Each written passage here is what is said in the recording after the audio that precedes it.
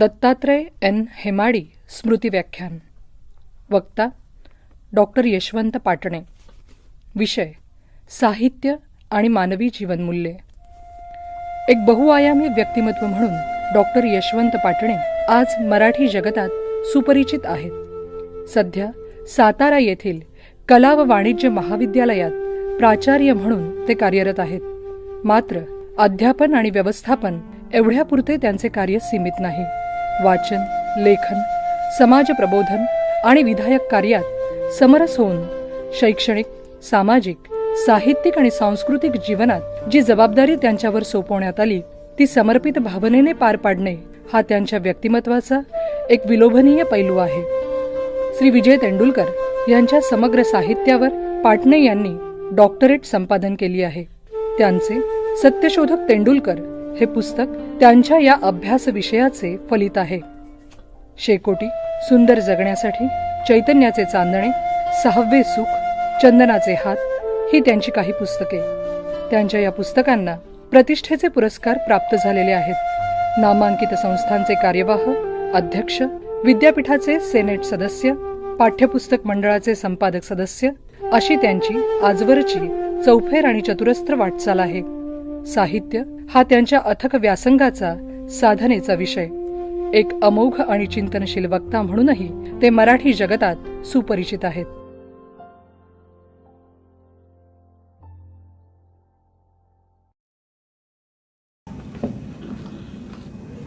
आपण सर्व गोमंतकीय मंडळींना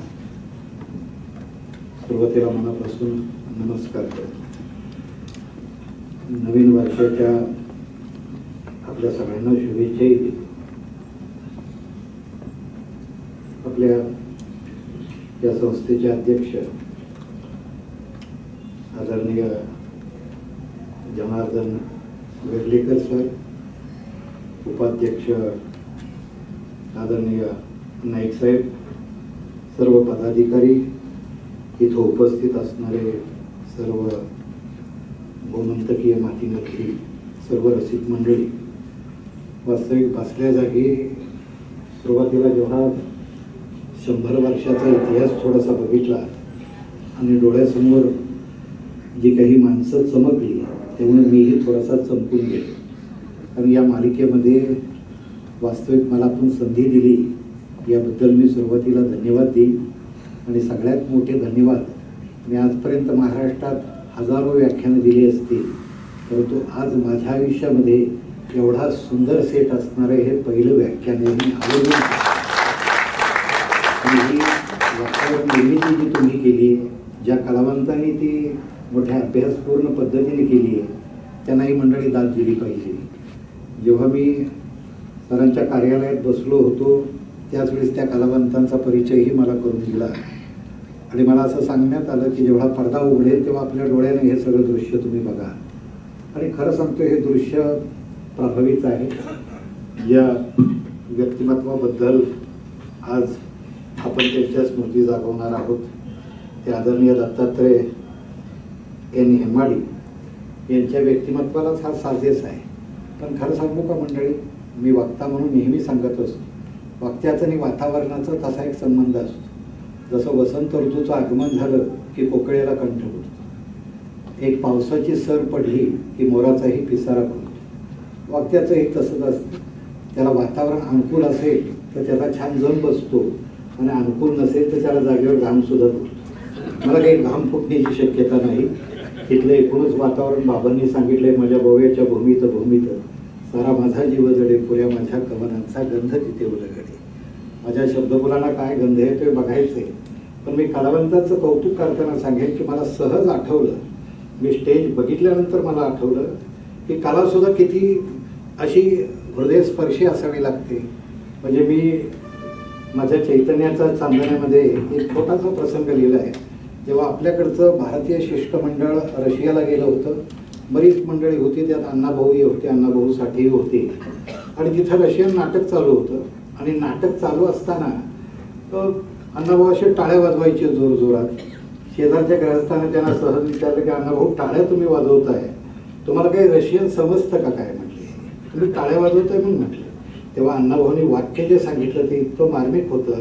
म्हटलं हे लक्षामध्ये घ्या, कला जेव्हा काळजाला भिडते तेव्हा हात हाताला भिडतो. ही गोष्ट कला ही काळजाला भिडावी लागते.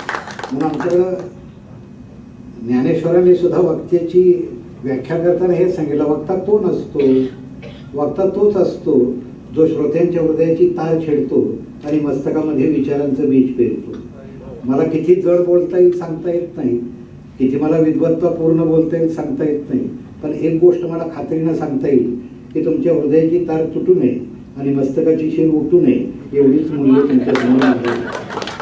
कारण शेवट असं आहे, हा विषय मांडत असताना सुद्धा अनेक आठवणी माझ्या मनात गोळा होत होत्या. मला वेर्लेकर सरांनी विचारलं, यापूर्वी तुम्ही कधी आला होता? मला आठवतं मी कला अकादमीचा पुरस्काराचा सोहळा होता त्यावेळी विठ्ठल गावसांना मी लवण कथासंग्रहाला त्यावेळेस पुरस्कार दिला होता. त्यावेळेस मला वाटतं गावडे नावाचे सुद्धा एक कथाकार त्यावेळेस होते. आणि त्या आठवणी यासाठी आठवतात की मी लवण त्यावेळी वाचलं होतं सगळं, जी पारंपरिक जीवनमूल्य आहेत आणि नवी पिढीची जी मानसिकता, याचा संघर्ष त्यांनी छान मांडला होता. खरं तर गोव्याच्या भूमीमध्ये ही दोन्ही मूल्य आहेत. मला सगळ्यात गोमंतकीय भूमीचं वैशिष्ट्य हे वाटतं, ही भूमी आपल्या स्वदेश आणि स्वधर्मासाठी संघर्ष करणारी भूमी आहे. ही क्रांतिकारकांची भूमी आहे, लक्षामध्ये घ्या. आणि ज्या मडगावमध्ये मी आज आलो आहे, ज्या भूमीत मी आलो आहे, माझं भाग्य इतकं थोर आहे की याच इथल्या रस्त्यावरती, याच इथल्या मातीमध्ये स्वामी विवेकानंदांचेही पाय इथंच लागले होते. आज 1 किलोमीटरच्या अंतरावरती सेमिनार आहे, तिथं स्वामीजी राहिले होते. मडगावात ते आले होते, तुम्ही मंडळींनी भव्य स्वागत केलं होतं. आणि त्यावेळीचे आपले संस्कृत पंडित आणि आपल्या हिंदू धर्मशास्त्राचे सगळ्यात मोठे गाडे अभ्यासक सुब्राय नाईक यांच्याकडेही त्यांचा काही दिवस मुक्काम होता. दामोदर हे त्यांचं दैवत होतं, त्याचं ते मंदिर आजही त्याचं साक्ष देत आहे. ज्या खोलीमध्ये स्वामीजी राहिले होते त्या स्मृती त्यांनी तर जतून करून ठेवल्याच आहेत. पण सुब्रायजींना एक विनंती त्यावेळी स्वामीजींनी केली होती की मला ख्रिस्ती धर्मशास्त्राचा अभ्यास करायचा आहे, मला लॅटिन भाषेतली काही कागदपत्र बघायची आहेत, मला पंडुलिपीचा काही अभ्यास करायचा आहे, तर असा अभ्यासक कोणी इथं अवतीभोवती भेटेल काय? आणि त्यावेळीस तिथं सुब्रायजींचं एक नातं ज्याला म्हणतो आंतरिक, त्यावेळीचेच मला वाटतं Alvares, JP Alvares, master JP Alvares यांच्याशी त्यांचे फार चांगले संबंध होते. म्हणजे गोव्याचं गोमंतकाचं हे वैशिष्ट्य आहे की परस्पर सामंजस्यातनं लोकबंधुत्व कसं साधावं हे या मातीनं आम्हाला शिकवलं, हे लक्षामध्ये घ्या. आणि त्यांनी सांगितलं की येऊ देत आमच्याकडे स्वामीजींना. स्वामीजी त्यावेळीस त्या सेमिनारमध्ये राहिले, तिथं त्यांनी तो अभ्यास केला. अनेक धर्मगुरू त्यांना तिथं भेटायला आले, ते चकित झाले स्वामीजींच्या अभ्यासानं. स्वामीजींचा वेदांताचा अधिकार तर मोठाच होता, पण त्याच्याशिवाय सुद्धा ज्या पद्धतीनं ते अभ्यास करत होते. आणि शेवट मी सांगेन तुम्हाला की त्यानंतर ते शिकागोला गेले आणि शिकागोला गेल्यानंतर सुद्धा जो अभ्यास केला होता त्याचे काही पडसाद तिथल्या भाषणामध्ये उमटले होते की मी हिंदू धर्मशास्त्राचा प्रतिनिधी आहे, माझा धर्म मला सहिष्णुता सांगतो, माझ्या देशामध्ये यहुदी आले, माझ्या देशामध्ये पारशी आले, ते इथं धर्म न सोडता गुण्यागोविंदानं राहिले. हे ईश्वरा, जसं आकाशातलं पाणी सागराला जाऊन मिळतं तसे सारेच धर्म सागराला मिळतात, या मताचं मी आहे. पण या पृथ्वीला जर आज घेरलं कोणी असेल तर ते संकुचित वादानं घेरलं आहे, त्या पंथनिष्ठेला घेरलं आहे. किंबहुना स्वामीजी असं म्हटले की ही पिसाचे आहेत आणि ह्या पिसाट वृत्तीनं आज पृथ्वीला सगळ्या घेरलं आहे. इथं घंटा वाजली आहे, त्या घंटेचा अर्थ एकच आहे की तुम्ही तलवारीच्या तडाख्यानं आणि लेकरीच्या फटकाऱ्यानं जर पंथनिष्ठेचा प्रचार करणार असाल तर त्याची ही मृत्यू घंटा आहे, हे लक्षामध्ये घ्या. हे ठणकावून सांगितलं. विश्वबंधुत्वाचा संदेश दिला, समतेचा संदेश दिला, सद्भावाचा संदेश दिला. आणि हे सगळं सांगण्याचं कारण या विश्वबंधुत्वाचा, विश्वकल्याणाचा आणि विश्वशांतीचा संदेश दिला, त्याची सारी पार्श्वभूमी या मडगावमध्ये तयार झाली होती. ही गोष्ट ही पार्श्वभूमी तयार झाली, ही मानसिकता इथं सगळीच आहे. म्हणून ही भूमी ही फार वेगळी भूमी आहे. आज 400-450 वर्ष पोर्तुगीजांशी तुम्ही संघर्ष केला आहे आणि या सगळ्या पातळीवरती आता मला अध्यक्ष आणि उपाध्यक्षांनी सांगितलं की व्याख्यानमाला, शेवट व्याख्यानमाला हा सुद्धा एक विचारांचा जागर असतो. मी नेहमी सांगतो तुम्हाला सुंदर फुलं बघायची आहेत, या ना माझ्या सातारकडं, कालचं पुष्पपठार बघा, सुंदर फुलं असतात. असं पुष्पपठार सगळं रंगीबेरंगी फुलांनी सजलेलं असतं. ज्याला साहित्यानं सजलेलं गाव बघायचं आहे ना त्यानं पुन्हा सातारलाच या आणि तिथं भिलार बघा, साहित्यानं सजलेलं गाव आहे. ज्याला कातळात कोरलेली लेणी बघायची आहेत त्यांना अजिंठा वेरूळला जा आणि तिथली लेणी बघा. पण जिथं विचार चैतन्याचा जागर ज्यांना बघायचं आहे त्यांनी मडगावात यावं आणि विचारवेध व्याख्यानमाला त्यांनी बघावी. जागर आहे. आणि म्हणून तुम्हाला मी सांगतो, साहित्य हा एक अशाच जागराचा भाग आहे. शेवट साहित्य तरी काय असतं? साहित्य सुद्धा शेवट आपण वाचतो त्याचा अर्थ एकच असतो, आपली बुद्धीची कुवत वाढावी, आपल्या मनाला व्यापकता यावी, काही मूल्यांना अनुरूप अशा पद्धतीचा भावपिंड आपला थोडा घडावा, आपल्यातलं चैतन्य जागं व्हावं. मी नेहमी सांगत असतो की चैतन्य जागं करण्याचं सगळ्यात मोठं सामर्थ्य जे असतं ते साहित्यात असतं. शेवट साहित्य त्या शब्दांच्या माध्यमातून तुम्हाला एका विचार विश्वात नेत असतो आणि तुमच्यातलं चैतन्य जागवत असतो. तसं चैतन्य सृष्टीत सुद्धा आहे. आज तुमच्या गोव्यात आहे, तसं माझ्या साताऱ्यात सुद्धा आहे. तुम्ही कधीतरी कोयनाकडे या, पाटण भागामध्ये, तिथं नदी वाहते, त्यात पाण्यात बोटं तुम्ही घातली तुम्हाला झटका बसत नाही. पण ते पाणी कोयनेचं पोखडीकडे पळवत नेतात, एका विहिरीत सोडतात, पाणी घराघरा फिरवलं जातं आणि इतकं वेगानं फिरवलं जातं, इतकी गती दिली जाते की पाण्यातनं ठिणग्या जन्माला येतात. त्याला मी वीज म्हणतो. महाराष्ट्राचा आणि तुमचा सगळ्यांचा अंधार कोपरा प्रकाशमान करण्याचं सामर्थ्य त्या पाण्यात असतं. पण मी असं मानतो की आता हे पाणी इथं सुद्धा आहे, पण या पाण्यामध्ये काही वीज नाही आहे, कारण हे पाणी थंड आहे. म्हणजे वीज जन्माला यायचं असेल तर पाण्याला गती द्यावी लागते. लोणी ताकात असतं, पण ताक घुसळावं लागतं, मग लोणी जन्माला येतं. तसं चैतन्य मनातच असतं, मन सुद्धा विचारानं घुसळावं लागतं, मग चैतन्य जन्माला येतं. हे लक्षात घ्या. जसं बासरीचं सूर असतात ना, दगडात शिल्प असतं ना, तसं मनात चैतन्य असतं, हे लक्षात घ्या. आणि हे चैतन्य जागवण्याचं काम हे साहित्यातले विचार करतात. मी नेहमी सांगत असतो, विचार सुद्धा अनेक प्रकारचे असतात. चांगला विचार त्याला विवेक म्हणतो, वाईट विचार त्याला विकार म्हणतो.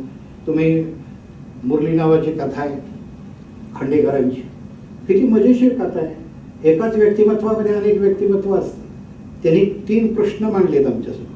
एक बालकृष्ण आहे, एक श्रीकृष्ण आहे आणि तिसरा भगवान श्रीकृष्ण आहे. बालकृष्ण हा खोड्या करणारा आहे. यमुनेच्या काठावर वृंदावनाच्या इथं छान बासरी पावा वाजवत वाजवत त्याचं छान आयुष्य चाललंय. दुसरा जो श्रीकृष्ण त्यांनी दाखवला आहे ते द्वारका आहे. हे आपल्या आयुष्यातले टप्पे तुम्हाला मी सगळे सांगतो आहे. आणि त्यांची गंमत अशी की खांडेकरांनी असं सांगितलं की एक कृष्ण त्याची राधा गेल्यानंतर पहिली त्यानं आपली बासरी त्या डोहात टाकली आणि आता मला सूप कुठे मिळेल म्हणून तो शोधत बाहेर आलाय. आणि त्याला वाटेमध्ये हा दुसरा कृष्ण भेटतो जो द्वारकेचा आहे. आणि तो भेटल्यानंतर म्हणतो की तुझ्याकडनं मला काहीतरी ऐकायला मिळेल, समाधान मिळेल. अरे वेड्या म्हटला, माझीही द्वारका बुडाली म्हटले. जे सगळे यादव होते ते मद्यपी झाले, त्यांनी ऋषींच्या चेष्टा केल्या म्हटले. आणि जसं एखादं फळ पिकत गेल्यानंतर नाश पावतं तसं माझंही राज्य गेलं आहे. मूल्य सांगतायत तिथं खांडेकर. आणि नंतर ती दोघंजण, मग आपल्याला सुख कोण सांगेल आयुष्यातलं? म्हणून मग ती दोघंजण मिळून त्या भगवान श्रीकृष्णाकडे येत आहेत. आपणच भगवान का? म्हटले मी अभागी आहे, तुम्ही मला भगवान म्हणताय. म्हटले चला, म्हटले मी तुम्हाला कुरुक्षेत्रावर नेतो. आणि तिथं तो भगवान श्रीकृष्ण असं सांगतात की कशासाठी मी त्या अर्जुनाला युद्धाला परावृत्त केलं. कदाचित कौरव जिंकले असते तरी काही झालं नसतं, स्मशान व्हायचे ते आज झालेच सगळं. म्हटले आता मी वैतागलोय म्हटले सगळ्याला. मग ती दोघं जण म्हणतात मग तुम्ही काय करणार आहे? तर म्हणजे मला सुख शोधायचं आहे. आणि मला सुख, मग सुख कुठं आहे? तर म्हणले तो एक बालकृष्ण जो मुरली वाजवतो त्याच्या मुरलीच्या स्वरांच्या मध्ये सुख लपलंय म्हटले. मग तो सांगतो तो मीच की म्हटले. अरे मग तू इथं कशाला आलायस म्हटले. मग ते तिघंजण तिथं जातात आणि खांडेकर शेवट छान करतात की तिथंही त्यांना ती मुरली भेटत नाही. शेवट माणसाच्या आयुष्यातलं सुख हे त्यानं मानसिकदृष्ट्या काही वेळा ठरवलेलं असतं. आणि इथं खांडेकर सांगतात की ते सुख जर तुम्हाला पाहिजे असेल तर तुमच्या चिमुकल्या अंतःकरणात सामावलंय म्हटले, तुमच्या मनामध्ये सामावलंय. तुमचं मन मैदान झालंय आणि ह्या मैदानामध्ये 2 पैलवानांच्या कुस्त्या चालू आहेत. आणि खांडेकर असं सांगतात की त्यातल्या कुठल्या पैलवानाला तुम्ही कसा खुराक देणार आहे त्याच्यावरती तो पैलवान वाढणार आहे. तुम्ही विवेक नावाच्या पैलवानाला खुराक दिला तर तो पैलवान वाढणार. शेवट एक गोष्ट अतिशय वास्तव असते की सगळं मनाच्या भोवती केंद्रित असतं.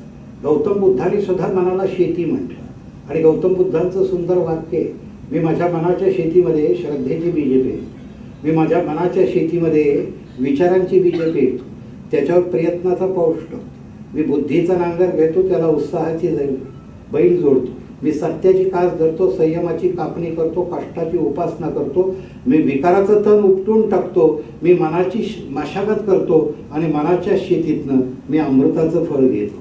मनाच्या शेतीतनं अमृताचं फळ घ्यायचं असतं. हे अमृताचं फळ म्हणजे ज्ञान असतं. शेवट ज्ञान, यालाही आपण अमृत मानतो, ज्ञानाला आपण प्रकाशही मानतो. आपली संस्कृती सांगते तमसोरमा ज्योतिर्गमय, मला अंधारातून तू प्रकाशाकडे नाही. अंधारातनं प्रकाशाकडे जायचं म्हणजे विकाराकडनं विवेकाकडे जायचं, अंधारातनं प्रकाशाकडे जायचं, असत्यातनं सत्याकडे जायचं, सत्याच्या शिवाची पूजा बांधायची. आज तुम्हा मंडळींना सांगेन, अंधार सुद्धा दोन प्रकारचा असतो. एक सूर्य मावळल्यानंतर अंधार होतो, हा अंधार हा निसर्ग निर्मित असतो. पण मूल्य पायदळी तुडवल्यावर जो अंधार होतो तो मानव निर्मित असतो. आणि हा मानव निर्मित अंधार जर दूर करायचा असेल तर संत ज्ञानेश्वर सांगतात, तुझ्या अंतःकरणामध्ये विवेकाचा दीप प्रज्वलित कर. आज सगळ्यात जास्त गरज कुठली असेल ना, तर हा विवेक जागा करण्याची गरज आहे. आणि साहित्याच्या माध्यमातून आपण तो करूया. अवतीभोवती बघताय, वाढत्या धर्मदेशातनं समाज जीवन दुभंगत चालले. आज TV बघता, इंटरनेट बघता, अतिरेकी चंगळवादानं जीवन सौंदर्य नष्ट होत चालले. आज संस्कृती त्यातली मूल्य नष्ट होत चालली आहे. आज शांतपणे जीवन जगू पाहणाऱ्या माणसाच्या मनात अवतीभोवती अशा भयानक घटना घडतायत की त्याचा थरकाप उडतोय. आणि मग त्यावेळी पुलं सांगतात की अशा काळामध्ये माणसाला धीर देण्याचं काम, माणसाला आधार देण्याचं काम हे साहित्याने केलं पाहिजे. साहित्याचे प्रकार मंडळी अनेक असतील. आता मगाशी विषय तुम्ही काढलात की तेंडुलकरांचा. मी तेंडुलकरांच्यावरती खरं तर PhD झालो. मी तेंडुलकरांना प्रश्न विचारला होता की तुम्ही नाटक प्रकार निवडला. त्यावेळी त्यांनी सांगितलं माझ्या अभिव्यक्तीला तो जवळचा प्रकार. मग त्यांनी मला विचारलं तुम्ही मुंबईला येता, व्याख्याने देता, कशावर व्याख्याने देता आणि व्याख्यान का देता. आणि माझी गंमत केली होती तेंडुलकरांनी. म्हणजे मी आज मूल्यांच्यावर बोलतोय, त्यावेळी मी कुठेतरी असा संस्कार आणि सामर्थ्याचा विषय घेतला होता. आणि मग त्यांनी मला प्रश्न विचारला की तुम्हाला का वाटतंय समाजावर संस्कार करावा. तर म्हटलं ही सगळी मूल्य ढासळत चालली, अंधार सगळा दाटत चालला आहे. मग म्हणले मग त्याच्यासाठी काय, कशामुळे हे सगळं घडतंय. लहान होतो, तरुण होतो, सहजपणे सांगितलं ह्या TVच्या मालिका आहेत म्हटलं, त्यांनी माणसाची मस्तकं भडकून गेली. मला म्हटले तुमच्या घरात TV आहे का. म्हटलं आहे. म्हटले तुम्ही घेतलंय का कंपनीनं दिलाय. म्हटलं मीच घेतलंय. मग TVचं बटन कोण चालू करतं. म्हणजे कंपनीचे लोक करतात का तुम्ही करता. म्हटलं आम्हीच करतो. म्हटले अरे म्हटलं बटन ताब्यात ठेवा की. म्हटले सगळं ताब्यात राहील. म्हटलं तुम्ही कशासाठी म्हटले हे करता. आज विचार करा तुम्ही की साहित्य कुठलाही असू द्या, त्याला जे भावलेलं सत्य असतं ना तो मांडत असतो, त्याला अभिव्यक्तीला जवळचा प्रकार तो करत असतो. शेवट साहित्य हे तुम्हाला प्रश्नांची तयार उत्तरं देत नाही, पण ते तुम्हाला प्रश्नाला भेडवतं. आज विचित्र वास्तवाला सामोरं जाताना माणूस कसा दुभंगत चालला आहे. नाती असतील, धर्म असतील, याच्यातले भेदभाव आणि त्याच्यातनं जाणारी भिंत. तेंडुलकर हा एक स्वतंत्र अभ्यासाचा विषय. पण मंडळी तुम्हाला मी आवर्जून सांगेन, कुठलाही साहित्यिक ह्या तुमच्या माझ्या प्रतिक्रियाच एक प्रकारे नोंदवत असतो की म्हणून साहित्याचा केंद्रबिंदू हा माणूसच असतो. मडगावला साहित्य संमेलन झालं होतं 1964. आपल्याला आठवत असेल त्यावेळी विवा शिरवाडकर आलेले होते. त्यावेळेस आपल्याकडचा गोवा नुकताच मुक्त होऊन 2-3 वर्ष झालेली होती. आणि शिरवाडकरांचे मला अजून ते शब्द आठवतात की मधुर स्वर जीवनातला कुठला असतो. मधुर स्वर कुठला. ना सागराचा, ना पूजनाचा, ना आमंत्रित होटातील हसण्याचा, ना मैफिलीतील गाण्याचा, कोणाच्या तरी मंगळावरील शृंखला खळाखळा तुटण्याचा. ह्या शृंखला तुटलेल्या होत. तिथं शिरवाडकरांनी सांगितलं का लिहितो आम्ही. अरे नद्या सुंदर आहेत, डोंगर सुंदर आहे, पण याहून सुंदर आहे ना तो माणूस. म्हणून माथ्यावरती आभाळ आणि पायाखाली रस्ता असला ना तरी माणसासाठी जगावंसं वाटतं. कुणासाठी लिहायचं, कुणासाठी जगायचं. शेवट जगण्यासाठी काय लागतं. जगण्यासाठी गाठीला समाधान लागतं, जगण्यासाठी पोटाला अन्न लागतं. खरं तर 3 गोष्टींना मूल्य आपल्या जीवनामध्ये. एक पैसा असतो, त्यालाही मूल्य आहे. वेळ आहे, त्यालाही मूल्य आहे. आणि जे आपल्याकडे ऊर्जा असते त्यालाही मूल्य आहे. पहा तुम्ही बालपण असतं ना त्यात पैशाची फार गरज नसते. वेळ उदंड असतो, ऊर्जा दांडगी असते. तारुण्य जेव्हा आपल्याकडे येतं तेव्हा आपल्याकडं ऊर्जा दांडगी असते, पैसाही दांडगा असतो. पण एक गोष्ट आपल्याकडे नसते, वेळ. आणि जेव्हा वृद्धत्व येतं ना त्यावेळेस आपल्याकडे वेळही असतो, आपल्याकडे गाठीला पैसाही असतो, पण जागेवरून उठायचं म्हटलं तर ऊर्जा नसते. सगळ्यात महत्त्वाची गोष्ट असते ती ऊर्जेची. आणि ही ऊर्जा असते ना ते साहित्य. आता वेर्लेकर सहज मी तुम्हाला सांगेन, खरं तर मी वेर्लेकर साहेब तुम्हाला आवर्जून सांगेन की मी इथं पाऊल टाकलं, तुमचा फोन आला, मी नम्रतेनं सुद्धा काही वेळा संकोचून जातो, कारण ते मूल्य तुम्ही किती जपलंय आणि किती प्रामाणिकपणे जपलंय. आमचे डॉक्टर सोमनाथ कुमार पंत असेल, ही मंडळी फोन आली ना की काय वाणिक माधुर्य असतं, विचारांचं ऐश्वर असतं. आणि मला असं वाटतं की हे मूल्य आपल्याही आयुष्याला कुठेतरी चिकटावं, कारण नम्रता हे सुद्धा मोठं मूल्य आहे बरं का. म्हणजे मी नेहमी सांगतो की अब्राहम लिंकन अमेरिकेचे अध्यक्ष झाल्यानंतर त्यांची मिरवणूक काढली, सगळीजण नमस्कार करत होते, खालची गोरगरीब माणसं नमस्कार करत होते, आणि लिंकनचं वैशिष्ट्य असं ते हॅट काढून खालच्याला नमस्कार करायचं. म्हणून शेजारच्यानं सांगितलं तुम्ही अमेरिकेचे अध्यक्ष आहे म्हटले, तो खालचा नमस्कार करतोय ठीक, तर तुम्ही एवढं वागताय कशाला. तेव्हा लिंकननं उत्तर दिलं होतं की नम्रतेच्या बाबतीत सुद्धा माझ्या पुढे गेलेलं कोण मला आवडणार नाही. म्हणजे ही सुद्धा काही वेळा मूल्य असतात ना, ते आपल्या आयुष्यामध्ये जपावी लागतात. आणि मला असं वाटतं साहित्य हे शेवट काय करतं तर तुम्हाला ती मूल्यांची जाणीव करून देतं. साहित्य हे तुमच्या जगण्याला एक वेगळा गंध देतं. मी नेहमी सांगतो सृष्टीतली फुलं कोमजून जातात, पण साहित्यातल्या शब्दफुलांना चिरंतन चैतन्याचा गंध असतो. ते एक प्रकारचं अन्न सुद्धा असतं. मी अनेक वेळा लोकांना सांगतो, अरे एक पुस्तक हे तुझं आयुष्य बदलेल. एक घर देवघर करतो त्यास एक ग्रंथघर कर. कुठेतरी तुम्ही हॉटेलात जाता, जेवण करता, जेवण रात्री पचून जातं, पण चांगलं पुस्तक आयुष्यात खचून जाऊ नये म्हणून तुम्हाला उपयोगी पडतं. थोडं चांगल्या ग्रंथाच्या तुम्ही संगतीत आला ना, show me your company, I tell your future. मी तुझी संगत मला दाखव, तुझं भविष्य मी सांग. आज सुद्धा काही वेळेला आपल्याला पुस्तकांची संगत, जसं शांताबाईंनी एका ठिकाणी लिहिलंय की तो कवी रस्त्यानं चाललाय आणि काटकी उन्हात पडली आणि कडेला सावली देणारं झाड आहे. आता कवीच तो आहे, त्याला काय वाटलं कोणास ठाऊक, त्यानं काटकी उचलली आणि काटकीला म्हटला किती काळ त्या उन्हात पडली आहेस, तुला सावलीत जराशी जागा देतो. त्या सावलीत त्यानं ठेवलं, त्याला काय वाटलं कोणास ठाऊक, जाताना त्या काटकीला म्हटला आता सावलीत शांत राहा. पण क्षणभर असं वाटलं की काटकी एकटी पडली आहे आणि एकटे पण बरं नाही, बिचारा खाली बसला, काटकी मोडली, काटकीला काटकी जोडली आणि उभं राहून सांगितलं आता काळजी करू नकोस, तुला सोबत दिले. शांताबाईंनी पुढचं वाक्य छान लिहिलं, काटकी मोडता येते, काटकीला काटकी जोडता येते आणि काटकीचं एकाकी पण दूर करता येतं. पण माणसाला काय करायचं, माणसाला मोडता येत नाही, पण ग्रंथाशी जोडता येतं आणि त्याचं एकाकी पण दूर करता येतं. त्याला जोडता येतो ग्रंथाशी, आणि ग्रंथाशी जोडलात ना, तुम्हाला मी सांगेन की आयुष्यातले अनेक प्रश्न असतात माणसाचे. जसं अण्णा हजारे आत्महत्या करायला निघाले, रेल्वे स्टेशनवर आले, हातामध्ये सहज विवेकानंदांचं पुस्तक सापडलं. एका वाक्यानं आमूलाग्र बदल केला, स्वतःसाठी जगलास तर मेलास, पण दुसऱ्यासाठी मेलास तर मृत्यूनंतर जगलास. आज गांधींच्या हातामध्ये रस्किनचं पुस्तक रामटू देशमुख, रचनात्मक कार्याला सुरुवात. आज महात्मा फुल्यांच्या हातामध्ये पुस्तक आलं, थॉमस पेन्स, आणि मानव प्रतिष्ठेसाठी आपण लढा दिला पाहिजे. केळुसकरांनी बुद्धाचं चरित्र डॉक्टर आंबेडकरांना दिलं, आणि स्वातंत्र्य, समता, बंधुता या मूल्यांसाठी आपलं आयुष्य दिलं पाहिजे.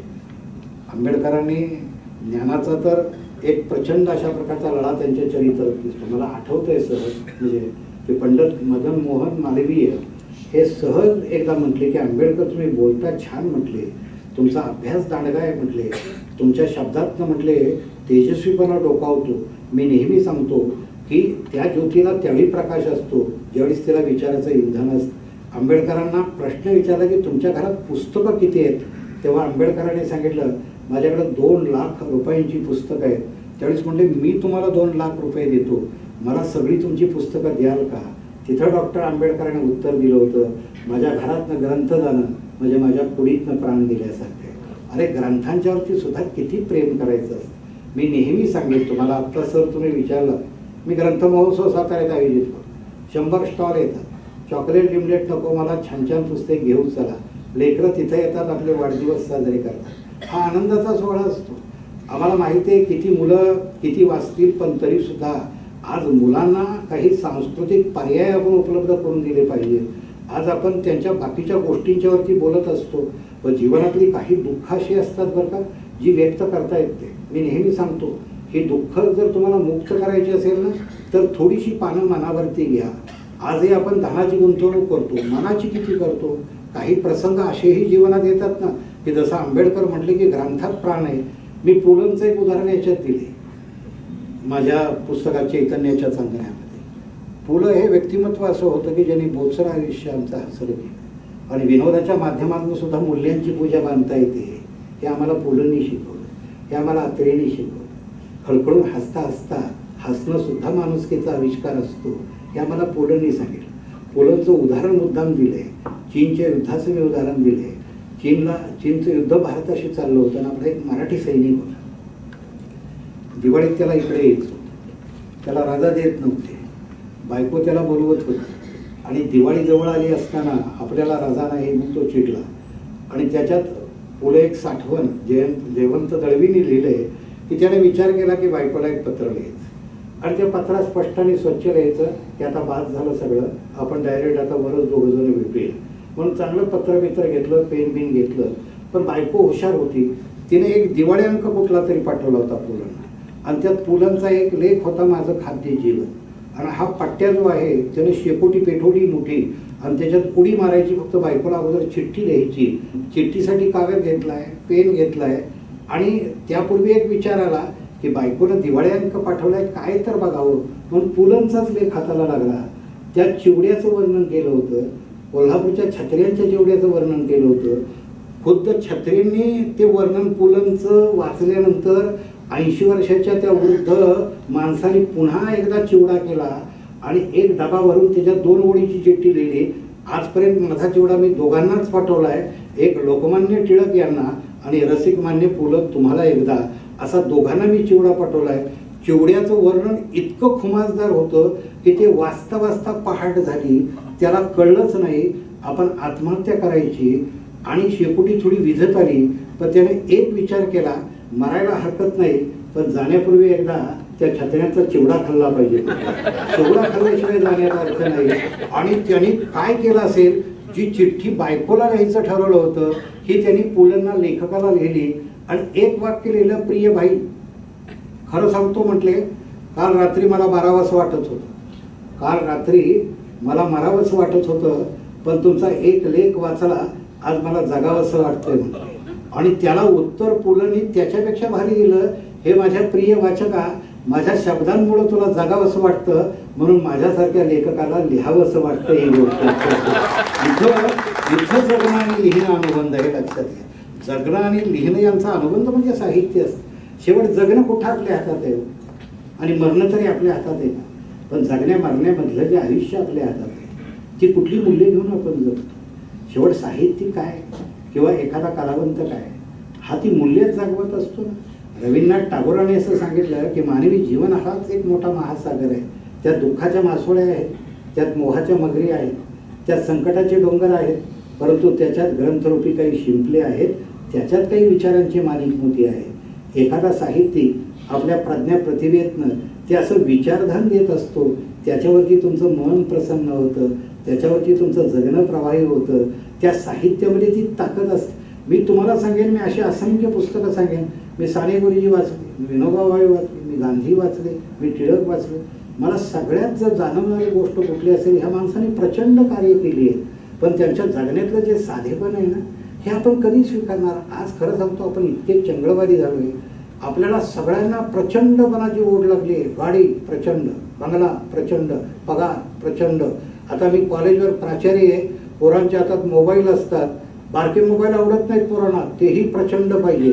आणि बारका मोबाईल असेल तर त्या पोरीला असं वाटतं आपण दारिद्र्य रेषेखाली जगतोय का काय कोण असतो.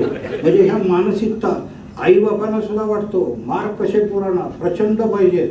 आज 10वीला 90% 100% पुलं म्हणायचे. एवढे मार्क बघितल्यानंतर या गरिबाची 2-3 पोरं पास होती. एवढे मार्क एकच वर्ग सध्या मिळवते. 100% मार्क. आणि मग ते 10वीचे मार्क बघितले की मग आई बापांना जे काही स्वप्न पडतात. आता बहुतेक आपल्या घरात कलेक्टरच जन्माला आलाय असं वाटतं आणि ती स्वप्नच बघतात. आणि 12वी झाल्यानंतर लक्षात येतं हे कंडक्टर होण्याचं बी लायकीचं नाही. हे काय होतं सगळं.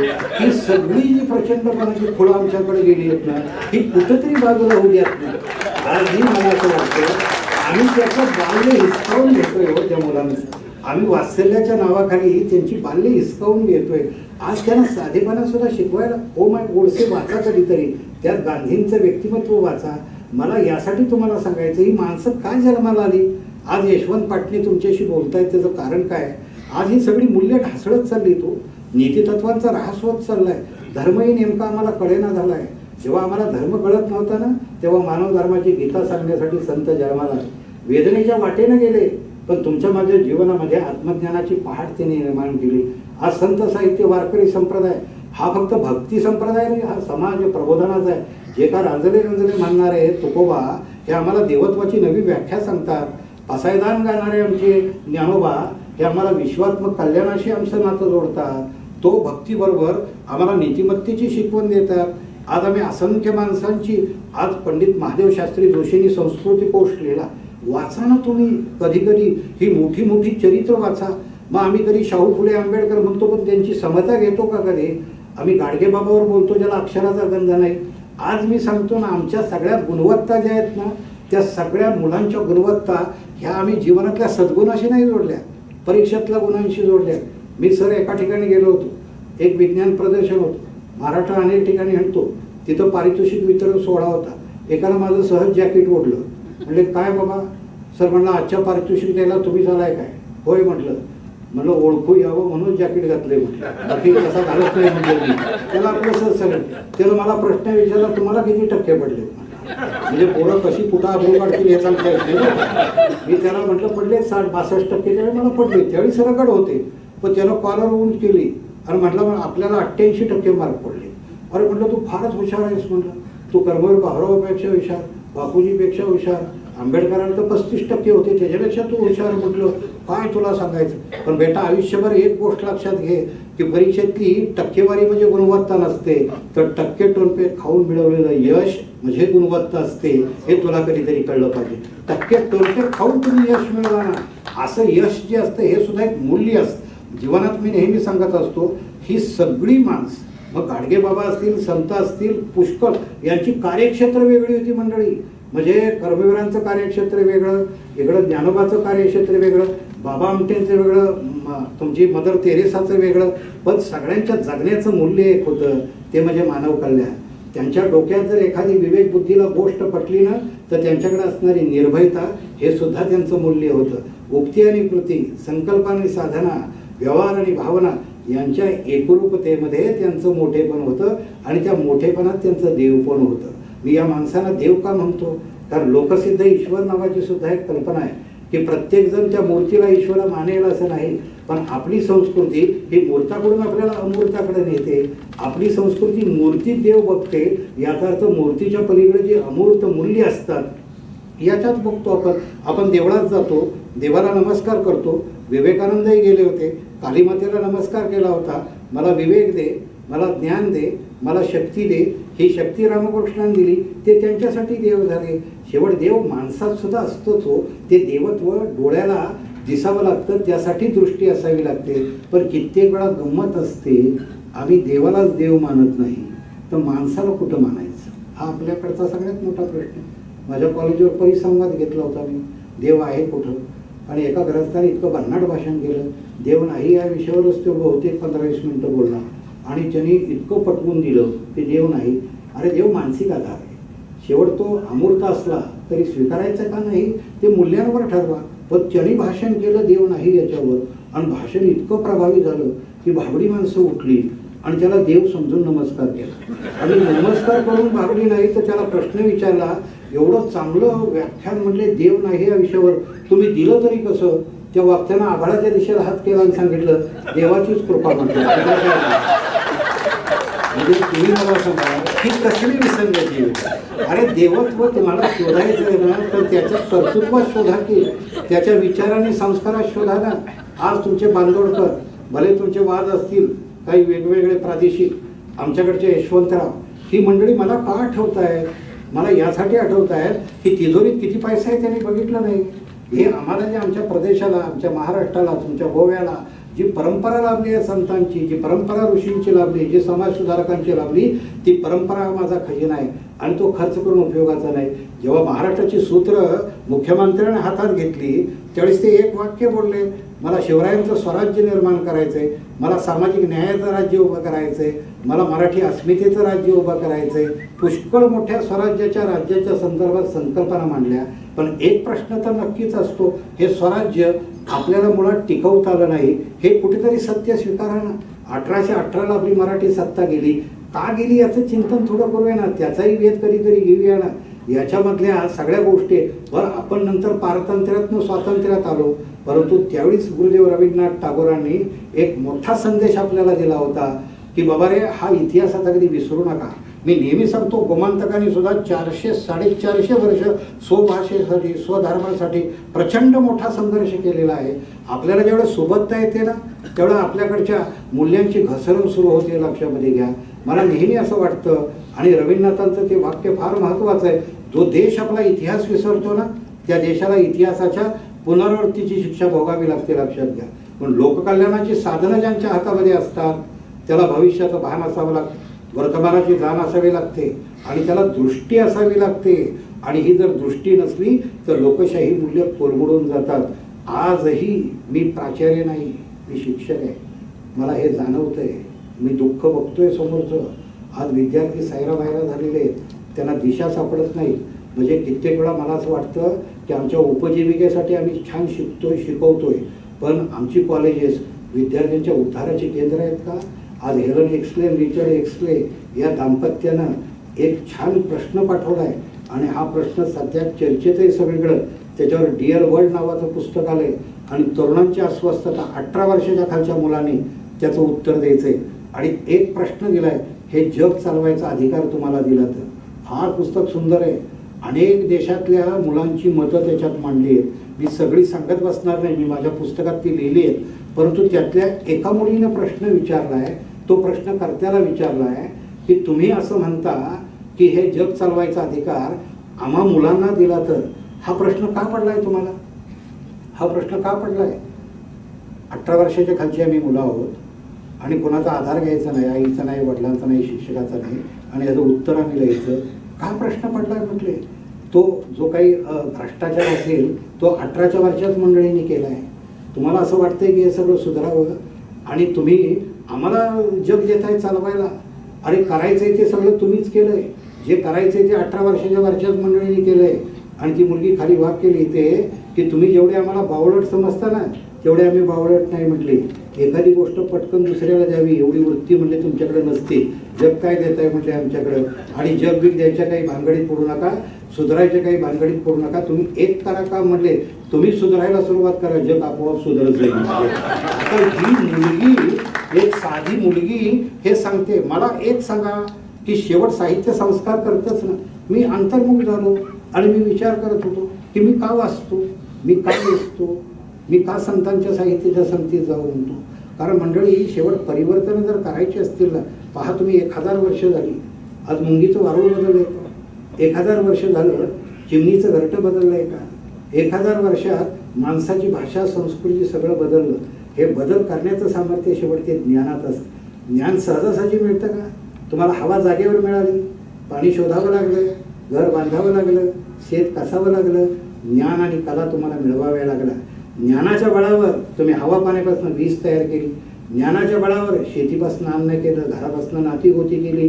ज्ञानाचा एक संबंध हा शेवट लक्षात घ्या निर्मितीशी आहे, पण ज्ञानाचा दुसरा संबंध हा संस्कृतीशी आहे. आम्हाला साने गुरुजींनी सांगितलं, माझी संस्कृती का श्रेष्ठ आहे? कारण ती हृदयाने बुद्धी यांची पूजा मानते, ती सत्याची पूजा सांगते, ती शिवाची पूजा सांगते, ती जीवनातलं अमंगल नाश कर सांगते, ते मांगल्याची पूजा कर सांगते. ही माझी संस्कृती. आज विचार करा, आमच्याकडं पुष्कळ वेळा ज्ञान असतं, आमच्याकडं धन असतं, पण आमच्याकडं सुसंस्कृतपणा असतो का? अरे, शिवाराला पाणी द्याल, घराला पगार द्याल, पण मन असंस्कृत झाली तर माणूस आणि पशु याच्यात फरक राहणार नाही. आज काय अवस्था आहे सगळ्या. तुम्ही मन में हे विश्वास, त्या विश्वास, नांगरे पाटलांचं पुस्तक वाचा. त्यांनी सांगितलं, अमेरिकेसारख्या ठिकाणी 11वी मुलगा पास होतो तेव्हा तो 12,000 बलात्कार बघतोय इंटरनेटवर, 15,000 खून बघतोय, 1,00,000 सेक्सच्या जाहिराती बघतोय. हे सगळं बघितल्यानंतर काय अपेक्षा करणार आहे? आज माझी अंमळनेरची आजी मला आठवते, हे रामरक्षा पाठ केलीस तर तुला हे बक्षीस देणार आहे, हे भीमरूपी स्तोत्र पाठ केलंस तर तुला हे बक्षीस. शेवट संस्कार व्हायला पाहिजे. आज संस्कारासाठी तुम्ही काय करता हा माझा प्रश्न आहे. आज वाढदिवस आहे, लेकरासाठी पुस्तक घेतलं, आज वाढदिवस आहे, त्याला चांगल्या विचाराच्या माणसाकडे नेलं. शेवट आम्ही विवेकानंद वाचतो तेव्हा त्यातनं काहीतरी घ्यावं ना. आज आमच्याकडे घरामध्ये टी व्ही चालू असतो, मी अनेकांना प्रश्न विचारतो, कुठले प्रश्न तुम्हाला टी व्ही सोडवतो? आज तर त्या मालिका बघताना म्हणून सुन्न होतं. मी बायकोलाही कधी कधी म्हणतो, हे काय बघतेस तू? तर बायकोला असं म्हणायची सोय नसते काय, कारण ती नंतर असं काय बघते की कुणीकडे बघावं आपल्यालाच कळत नाही. आणि मला ती शांतपणे सांगते, काय झाली तुमची अडचण काय? म्हणजे ही जी काही मालिका बघतेस तू, तो काय आपला प्रश्न आहे काय? म्हणजे तुम्हाला का प्रश्न पडलाय? तुम्हाला प्रश्न का पडलाय? मला काय प्रश्न पडलाय म्हणजे ती कुठली तरी मालिका फुलता कळी फुलेना, मी तिला सहज विचारले की कधी कळी फुलायची फुल व्हायचं म्हटले. म्हणजे तुम्हाला काय एवढी हे लागली? आणि तुम्हाला बघवत असेल तर बघा म्हटले, नाही तर आपण खोलीत जाऊन अभ्यास करा म्हटले. आणि मला ती सांगते की टी व्हीची आम्हाला गरज आहे आणि महाराष्ट्राला तुमची गरज आहे म्हटले. पुण्यातला अभ्यास करा. आणि मी आपलं तिला विचारतो, माझ्या एका प्रश्नाचं उत्तर दे म्हटलं. मी 4 महिन्यापूर्वी बघितलं की आपली संस्कृती ही आपली कुटुंब व्यवस्था आहे का म्हटलं. ती बाई म्हटलं 4 महिन्यापूर्वी वेगळ्या माणसाबरोबर प्रेम करते, आज वेगळ्या माणसाबरोबर लग्न करते. हा बायको माझ्याकडे फार बारकाईने बघते, तिला वाटतं हे बसल्या जागी सुद्धा बरंच बघते. आणि ती मला साधा सरळ सल्ला देते, म्हणजे तुम्ही फार काळजी करत जाऊ नका. म्हणजे का? अहो म्हणजे तो टी व्ही आहे म्हटले, ती बाई यावर जाईल नाही तर त्यावर जाईल, आपण दोघं एकमेकावर आहे ना म्हटले. काय काळजी करता? म्हणजे विश्वची माझे घर म्हणतो का नाही, तशी अवस्था. मला तुम्ही एक गोष्टीचं उत्तर द्यावं की साहित्य ज्या पद्धतीने तुमची संयतन शांत करमणूक करतं, तुमच्या मनाचं भरण पोषण करतं, तुम्हाला वैचारिक बैठक देतं, तुमची मानसिक भक्कमता अशी तयार करतं. आज कुठली अशी एखादी मालिका आहे की ज्याच्यावरती तुम्ही सांगाल? मी तुम्हाला असं सांगतो, मला तेंडुलकर त्यासाठी आजही आठवतात. नाहीत आपल्या हातामध्ये बटणं. तुम्हाला सांगतो, आपली संस्कृती आपण जपली पाहिजे. हिलरी क्लिंटन सारखी बाई या भारतामध्ये येते, इथं देवस्थानं आणि शिक्षण संस्था बघते आणि अमेरिकेत गेल्यानंतर बिल क्लिंटनला सांगते, अरे काय म्हटले भारत आहे म्हटले. आणि प्रभावित झालेला भारत तिने इट टेक्स विलेजमध्ये लिहिलं आहे. आणि बाई 2 वाक्य त्याच्यात लिहितात की संपत्ती सगळ्यांना हवी असते. आमच्याकडच्या व्हाईट हाऊसची खिडकी बघितली तर समोर हिरवळ दिसते, टोलेजंग इमारती दिसतात. बघणाऱ्याला असं वाटतं स्वर्ग कुठं, तर तो अमेरिकेत. नंदनवन कुठं, तर अमेरिकेत. तर बाई पुढे इतिहास लिहितात, याच अमेरिकेमध्ये 4 स्त्रिया बाळांत झाल्या तर त्यातली एक स्त्री 15 वर्षाच्या आतली असते, 12 ते 15 मधली असते. 25% कुमारी माता आज अमेरिकेत जन्माला येत आहेत. जवळजवळ 35 ते 40 हजार मुलं दप्तरात पिस्तूल घेऊन जात आहेत. आणि बाई प्रश्न विचारत आहेत की कुठं आम्हाला सुरक्षितता आहे? तुम्हाला संपत्ती बघायची आहे, तुम्ही अमेरिकेकडे बघा. व तुम्हाला संस्कृती बघायची आहे, तुम्ही भारतीय खेड्याकडेच बघा. आज सुद्धा संस्कृती तुम्हाला कुठं दिसते. संस्कृती एका रात्री जन्माला येत नाही, त्यासाठी खस्ता खायला लागतात. संस्कृती म्हणजे दृष्टीची व्यापकता असते, त्यात निर्भयता असते, त्यात मानवता असते. आज कुठे त्या गोष्टी? आज मी जेव्हा सुब्राय नायकांचं नाव घेतो तेव्हा माझं मन कुठेतरी धन्य होतं. पंडित महादेवशास्त्री जोशींचं नाव घेतो, अरे गावं लहान होती पण माणसं किती मोठी होती. आता गावं इमारती मोठ्या झाल्या आणि माणसं. एक काळ असा होता नळाचं पाणी नव्हतं पण तुकोबाची अभंगवाणी होती. एक काळ असा होता विजेचा प्रकाश नव्हता पण ज्ञानोबाचा प्रकाश आमच्या पावलाला होता.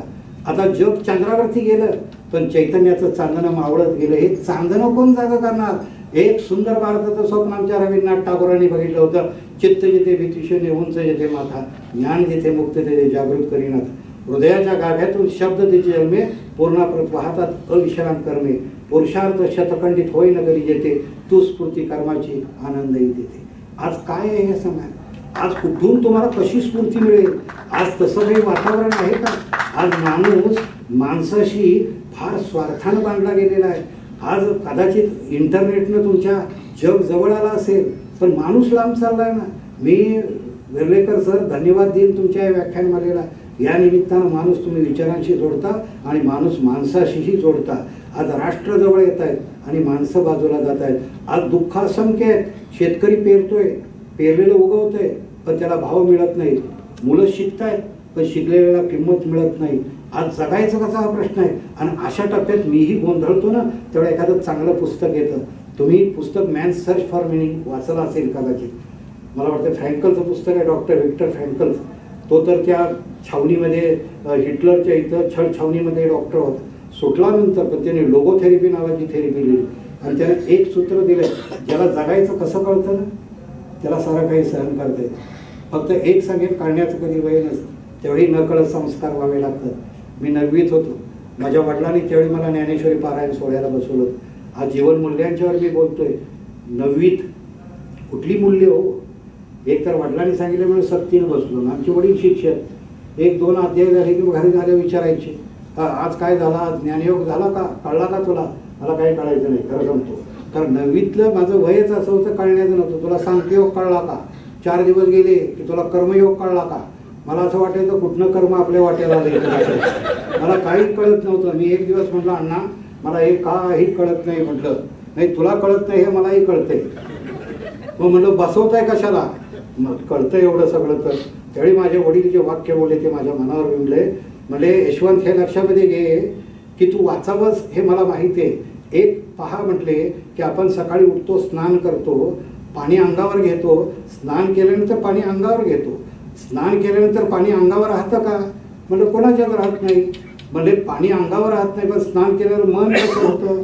म्हणलं मन प्रसन्न होतं. बेटा, ज्ञानदेवाची ओवी नाही लक्षात राहिली तरी चालेल, पण ओवीच्या वाचनानं तुझं मन प्रसन्न होईल. आणि मन प्रसन्न होण्यासाठी काही गोष्टींचा संस्कार व्हावा. कारण या मनातनं तुमच्या माझ्या कार्यक्षमता वाढतात, ही गोष्ट लक्षात घ्या. म्हणून जीवनात काही तत्व असावी लागतात. जसं गीतेमध्ये आम्हाला सांगितलं, तस्मात योगी भव, की तू तत्वाशी बांधला आहेस का? आज आपण कशाशी बांधलोय सांगा ना तुम्ही? आज आम्ही टीव्हीशी बांधलोय? आज आम्ही बांधलोय कशाशी? अरे शेवट जीवनात कुठं राष्ट्राशी बांधलास, कुठं धर्माशी बांधलास, कुठं विचाराशी बांधलास? शेवट ते झाड मुळाने बांधलंय म्हणून आकाशाला जातं ना, नदी काठानं बांधली म्हणून धावती ना, त्या सातारीच्या तारा मुठीला बांधल्यात म्हणून सूर झंकारतात ना. तुमचं बांधले पण कुठं आहे? हे बांधले पण बाबा आमटेंसारखा एखादा माणूस जेव्हा तो आनंदवन चालवतो, मंडळी त्या मातीत गेल्यानंतर आणि ज्वाला आणि फुले वाचल्यानंतर बाबांच्या पायाला मी असं डोकं टेकलं आणि तिथली माती माझ्या कपाळाला लावली. मला पंढरपूरच्या अंगारापेक्षा ती माती मोठी वाटत होती. का वाटत होतं? तर बाबांचं उभं आयुष्य. कारण मानव सेवा ही ईश्वर सेवा आहे. हा संस्कार त्यांनी दिला. गाडगे बाबा दगडाचे हे करायचे, टाळ करायचे आणि गोविंदा गोविंदा करत ईश्वर तुमच्या माझ्यातला जागवायचा, श्रमाचं मूल्य तुमच्या माझ्यातलं जागवायचं. आज मदर तेरेसा सारखी बाई असेल की जिनं काय असेल काही वाद ते बाजूला करूया ना. आम्ही सावरकरांच्या वाद घालत बसतो, पण किती लोकांना माहिती आहे की काळ्या पाण्याची शिक्षा झाल्यानंतर सावरकरांनी 2000 पुस्तकांचं ग्रंथालय तिथं उभं केलं होतं आणि प्रत्येक कायद्याला तिथली काटकीनं मातीची पाटी करून अक्षरे शिकवली होती. त्यातल्या असंख्य जणांना कारकून म्हणून नोकऱ्या लागल्या होत्या. किती जणांना माहीत असतं? आम्ही वाद कित्येक वेळा घालतो. अरे काळ्या पाण्याची शिक्षा भोगताना ज्यानं अनेकांच्या आयुष्याला ज्ञानाच्या प्रकाशाची किनार दिली. मी असं मानतो की वादातनं सुद्धा बाजूला काही काढता येतं आणि जीवन जगता येतं. यासाठी काही तत्व असतात. जेव्हा मी महानायक वाचत होतो, शहनाबाज आणि तुमच्या कॉलिन्सचा संवाद, मी भारावून गेलो होतो. काय देशनिष्ठा असतात सांगा. तो कॉलिन्स नावाचा इंग्रज अधिकारी तिथं त्या शहनाबादला म्हणतो की सुभाषचंद्र बोसांची ती सेना, आझाद हिंद सेना सोडून दे, नेताजींना ती सोडून दे. विचार करा, नेताजी सुभाषचंद्रांनी सगळ्यात मोठा आदर्श त्यावेळी विवेकानंदाचाच मांडला होता. विवेकानंदांनी सांगितलं होतं ना, जेव्हा त्याला स्वसामर्थ्याची जाणीव होईल प्रत्येकाला, तेव्हा त्याच्या उद्धाराला आरंभ होईल. ती सेना आपण सोडायची, आझाद हिंद सेना सोडायची. तो सांगतोय तिथं कॉलिन्स नावाच्या अधिकाऱ्याला, आपल्या मातीतला शहनाबाज, की तुझ्या इंग्लंडमध्ये कदाचित नाटककार जन्माला येत असतील, पण माझ्या हिंदुस्थानच्या भूमीत आमची सेवा करणारे महानायक जन्माला येतात. अरे त्याची सावली अंगावर पडली ना तरी जीवनाचं सोनं होत. मला सांगा, ही सावली त्या महापुरुषांची त्यांच्या अंगावर पडत असेल. तो म्हटला, कदाचित मी तुझ्याकडे आलो, हिंदुस्थानचा चीफ कमांडर झालो, माझा फोटो घरात लागेल, पण माझ्या मागच्या पिढ्या त्या फोटोवर थुकतील आणि सांगतील एका पदासाठी आमचा बाप गद्दार झाला होता, पण तेच नेताजी सुभाषचंद्रांचा शिपाई म्हणून जर मी फासावर गेलो तर माझ्या आयुष्यासाठी तो अभिमानाचा बिंदू असेल आणि माझे सगळेच नातेवाईक माझ्याकडे बघत हा आमचा मानबिंदूही म्हणतील. आपल्या जीवनातले मानबिंदू कळले पाहिजेत. आपल्या जीवनातली काही प्रायोरिटीज आपल्याला कळल्या पाहिजेत. आणि मला असं वाटतं की जीवनाचं सोनं करणारे अनेक क्षण मला ज्या पुस्तकात सापडले, मी मुद्दाम 6वे सूप लिहिलं. हे पुस्तक मी लिहिलं. मी कुठलाही राजकारणी कधीही मानत नाही लक्षात, पण जेव्हा माझी एक कॅसेट सर निघाली, ही चैतन्याची शब्दभूमी, महाराष्ट्राचे उपमुख्यमंत्री R.R. पाटील माझे मित्र होते. मी तासगावला प्राध्यापक होतो. रात्री 1 वाजता मला फोन आला आणि मला म्हटले, प्राध्यापक एक रिक्वेस्ट करू का? वेर्लेकर सर, नम्रता काय असते? खरं सांगतो कुठल्या पक्षाचा झेंडा नाही. पण मला म्हटले सर ही असल्या कॅसेट बंद करा, ही मुलं आता सगळी वेगळ्या वाटेनं चालली, चांगले महापुरुष लिहा, 55 महापुरुष लिहिले, आता यातले 3 6वी 9वी अशा पुस्तकात आले. आणि मला जाताना एक वाक्य म्हटले सर आयुष्यभर लक्षात ठेवा, माणसाला मृत्यू असतो आणि ग्रंथांना आयुष्य असतं. आज आम्ही राजकारणी मंडळी म्हटले कोण कोणाला पाडतो कोण कोणाला विजयी करतो, यापेक्षा महापुरुषांची मूल्य पायदळी तोडवली जात आहेत. तिथं प्राचार्य शिवाजीराव भोसले यांनी प्रस्तावना दिली. आणि मला म्हटले यशवंत आता महाराष्ट्राच्या कान्या कपारात जाशील, तिथं बोलत राहशील, तुला बाबळीची झाडं पुष्कळ दिसतील पण चंदनाची झाडं तुला शोधावी लागतील. मी तुम्हाला सांगितलं मला ही सगळी चंदनाची झाडं ह्या साहित्याच्या प्रांतात, मी माझ्या आयुष्यात एक मानतो की मला संस्कार करणारे वडील चांगले भेटले, मला संस्कार करणारे गुरु चांगले भेटले, मला शाळा चांगली भेटली. आजही तुम्हाला मी सांगेन तुमचं विचारवेध इथं जे उभं राहिलंय हे सुद्धा एका वाचनालयातनं उभं राहिलंय, हे सुद्धा किती भाग्य लक्षात घ्या. कारण वाचनाचं महत्त्व फार मोठं. एखादा मरगळलेला माणूस, मी कथा वाचत होतो दिवस टूल्स, तरुणपणात पुस्तक माझ्या हाताला, की हात न पसरू कधी त्याचं भाषांतर केलंय. जन्माला आला तेवढे कमरेला पाय नव्हते आणि वडिलांनी सांगितलं याला फेकून दे. हेनरी विस्कॉर्डीची कहाणी आहे. त्याने अमेरिकेत ॲबिलिटी नावाचा कारखाना उभा केला, 350 कामगार त्याच्या कारखान्यात आहे. पण तो सांगतो की मला वडिलांनी आईला सांगितलं याला फेकून दे, आईनं नर्सच्या ताब्यात दिलं आणि 8 वर्षानंतर रस्त्यावरती फेकून दिलं. मला फक्त कमरेखाली बोंड होती, रस्त्यानं चालायचो, बोंड घसटायची आणि रक्ताचे ठिपके खाली पडायचे.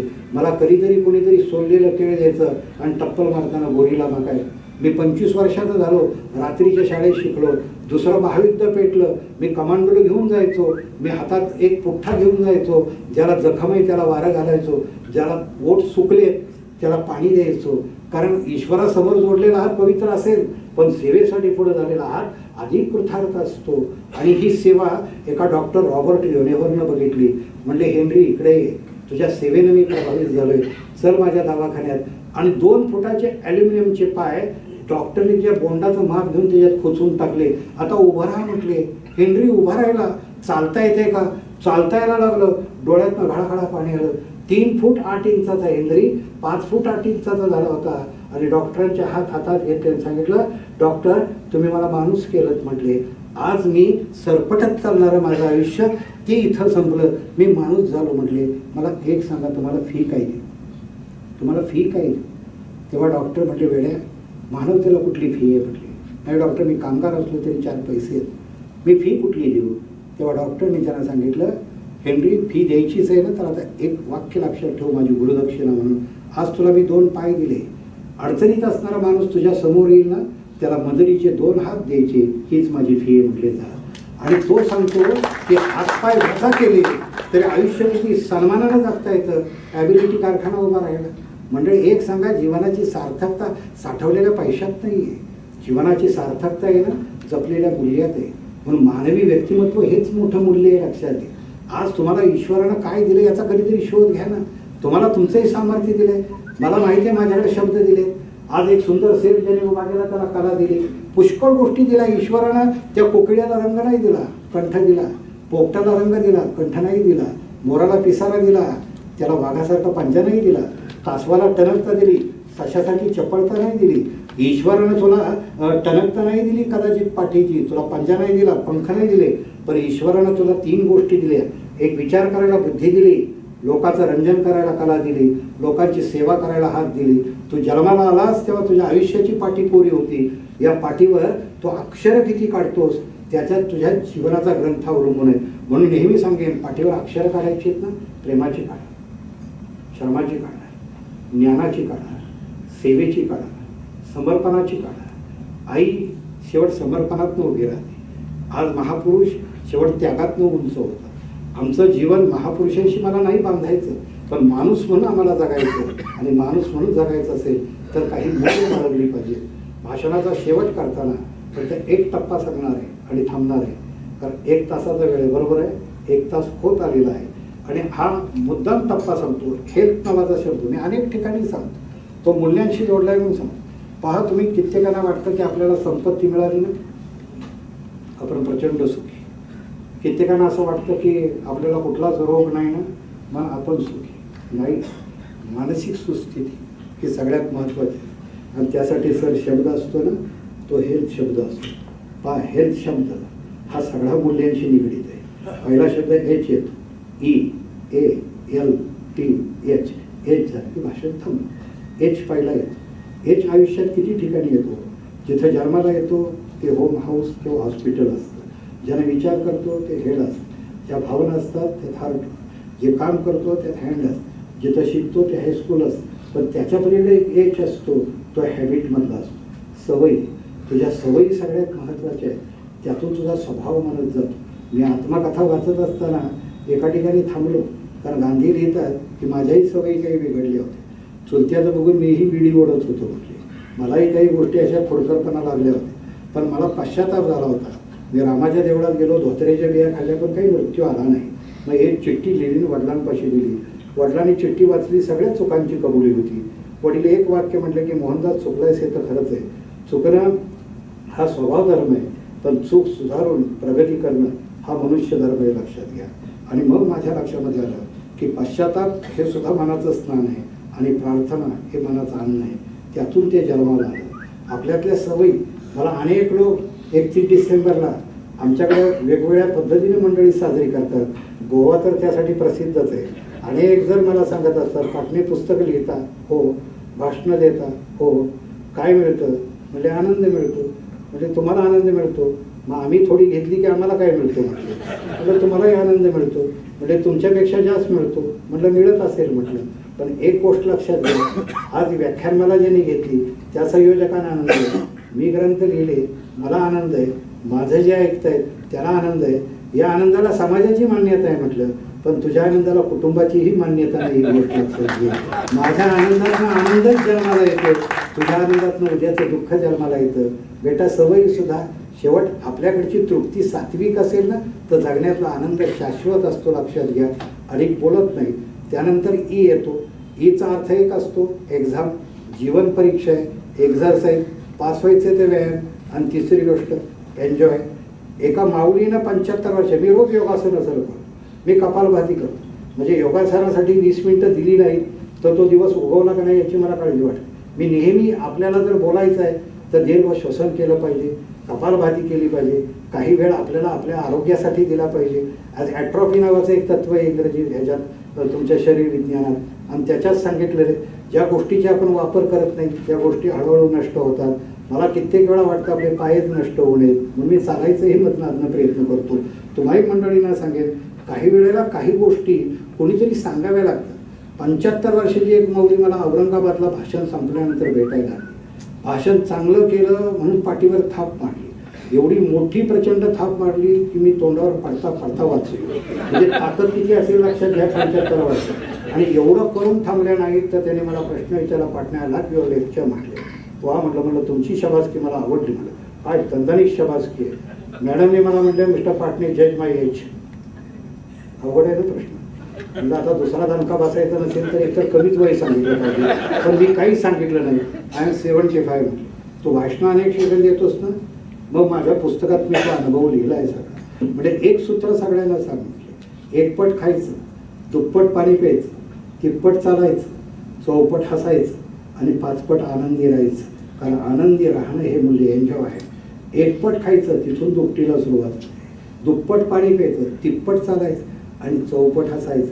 आज सगळ्यात महत्त्वाची गोष्ट तुम्हाला सांगू, तुमच्याकडचे तणाव, माझा जो टी येणार आहे ना त्या टेन्शन फ्री लाईफ असेल, पण आज तुम्हाला तणावातून मुक्त व्हायचं असेल तर सगळ्यात चांगला मार्ग आहे. मी जड बोलणार नाही सांगितलं. तुम्ही काही मंडळींनी असाही ग्रुप केला पाहिजे की काही नाही, आपण आता एकमेकाला हसवायचं. आज दुःख कोणाला नाही, मुलांना नव्हती का दुःख होतीच की. म्हणजे त्यांचं तो दुःख कितीतरी मोठं गुडघ्याशी बांधलेलं होतं, पण तरीसुद्धा त्याच्यावर त्यांनी मात केली. फुलं नेहमी सांगायची की दुःखानं दूर जर उभं राहायचं आहे ना तर काही व्यवस्था आपल्याला करावी लागतात आणि तशी मानसिकता करावी लागते. म्हणजे मला मटारीच्या शेंगा आवडायच्या, पण सुनीता कधी घेऊन द्यायची नाही. पण एकदा प्रसंग आला, मटारीच्या शेंगा छान होत्या म्हटले, थोड्या स्वस्तही वाटत होत्या, जोरदारात ओरडत ते निघालं होतं म्हटले. मी बायकोला घेऊन तिथं गेलो. तिने विचारलं मटार कशी, त्याने सांगितलं ताई म्हणले 11 रुपये किलो का काय, त्यावेळीच असेल दर तो. तशी ताई म्हटली 11 रुपये किलो. आता ती घेईल का नाही याची मला शंका होती, पण ते व्यावसायिक जे समोरच होतं मटारवालं ते भलतंच म्हणजे तयार होतं. त्याने सांगितलं ताई घ्या की, म्हटले मटार किती हिरवीगार आणि छान आहे बघा, तुमच्या शेजारी ते नारकर राहतात म्हटले. हो हो म्हटले. त्यांनी घोड्यासाठी 18 किलो घेतली, यांच्यासाठी 1 किलो तरी घ्या. ते फुलं म्हणजे आता मला घोड्याच्या रांगेत उभं करायचं म्हणजे कधी मान्यता दिली का? पण फुलांनी खाली वाक्य फार सुंदर लिहिलं, म्हणजे घेतली नाहीच तिनं मटार, पण एकदा म्हणजे मी त्या मटारीकडे बघितलं, नंतर नारकराच्या घराकडे बघितलं आणि नंतर सुनीताकडे बघितलं आणि थोड्या वेळा असं वाटलं हिचा नवरा होण्यापेक्षा त्या नारकराचा घोडा झाला. सहज सहज मी तुम्हाला सांगितलं की हसणं हा माणुसकीचा सुद्धा आविष्कार आहे. ते अधिक बोलत जाणार नाही मंडळी, कारण त्याच्यात विस्तार होईल. त्याच्यानंतर हेच अर्थ असतो ॲटिट्यूड. आपल्याला साहित्य काय देतं तर दृष्टिकोन देतं. एखाद्या गोष्टीकडे कसं बघायचं आहे हा दृष्टिकोन तुम्हाला गजानन पेंढारकर तुमच्या मातीतलेच. तुम्हाला माहिती आहे कर्मचारी संगती त्यांचं पुस्तक आहे. त्यांनी सांगितलं जगणं काही वेळा अत्यंत विचित्र असतं, परंतु आपल्या आयुष्याला जर काही चांगले दृष्टिकोन त्या टप्प्यात मिळाले ना. माझ्या वडिलांनी मला म्हणले चित्रकलेची शिकवणी लावली. खरं तर आईबाप गणित इंग्रजीची लावतात, पण वडिलांनी सांगितले रंगात रंग कसे मिसळावे हे कळायचं असेल आणि रेषा कशा ओढायच्या आणि वाकवायच्या हे तुला कळायचं असेल, माणसाची तर काय तर तुला चित्रकले शिकव. म्हणजे चित्रकलेच्या तासाला गेलो पाणी पिण्याच्या जगचं चित्र काढ आणि पाणी पिण्याचा जग गुरुजींनी काढला, मीही काढला. म्हणजे सरांनी काढला, मी काढला, पण सरांचा सुंदर होता आणि मी बघितलं तर त्याचं तोंड एका बाजूला होतं आणि बुड एका बाजूला होतं. मी गुंडाळून ठेवलं चित्र. सर जवळ आले, म्हणजे गजानन चित्र बघू. मी सरांना सांगितलं बघू नका. म्हणले का? नाही तुम्हाला शिकवल्याचा पश्चाताप जर व्हायचा नसेल तर कृपा करून बघू नका. नाही म्हणजे मला बघायचे तर बघा म्हणले. चित्र सरळ केलं. कसा स्पर्श असतो आयुष्यामध्ये, म्हणजे वाचे बर्वे कवित्व आणि नंतरचा परतत्व स्पर्श हा काही वेळा एखादा गुरु देतो. त्यांनी चित्राकडे बघितल्यानंतर नाराज झाले नाहीत. त्यांनी म्हटले गजानन मला माहिती आहे तू चित्र काढलंयस, हे बघ आता.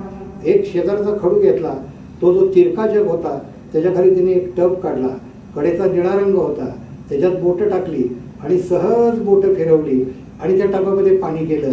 आता गजानन सांग म्हणले तुझा जग पाण्यात उभा आहे आणि पाण्यात वस्तू कशी दिसते? सर पाण्यात वस्तू तिरकी दिसते. मग तुझ्या जगाला म्हणले विज्ञानाची मान्यता आहे म्हणजे. नंतर थोडा रंग काळा घेतला, सगळ्याला सुंदर शेडिंग केलं आणि नंतर खडू घेतला आणि खडू घेऊन एक सुंदर चित्राला ब्रॅकेट केली.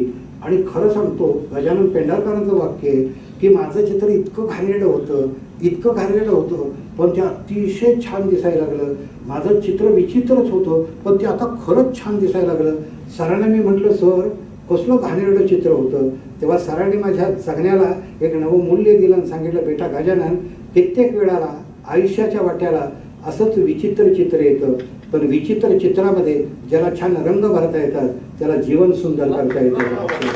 विचित्र चित्रात तुम्हाला छान रंग भरण्याचं काम हे शेवट साहित्य करतं. त्यानंतर येतो THEL येतो. यांचा तर अर्थ मोठा आहे. शेवट प्रेम हा तुमच्या माझ्या संस्कृतीचा पाय आहे. मी तुम्हाला सांगतो अन्न वस्त्र निवारा 3 मूलभूत गरजा आहेत. तुम्ही समाधानी आहे त्याच्यावरती? नाही. त्या गरजाला चिकटून प्रेम यावं लागतं. आज सुद्धा मी घरात जातो, अनेक ठिकाणी व्याख्यानं देतो, पण घरात गेल्यानंतर त्या माझ्या स्त्रीच्या डोळ्यामध्ये माझ्या पत्नीच्या डोळ्यामध्ये जे प्रेम दिसतं ना, किती धावपळ करता होतं. 2 घास खा ना, आज तुमच्यासाठी काय वेगळं केलं आहे बघा. अरे ते डोळ्यातलं प्रेम असतं इतकं बोलतं. आता त्यात जर ते उलटं झालं थोडंसं लक्षात घ्या. मी धावत पळत घरात गेलो, बायकोनं पदर खोचला, माझ्याकडे नजर टाकली आणि मला म्हटली घ्या एकदा गिळा आणि पळा पाहिजे तिकडे.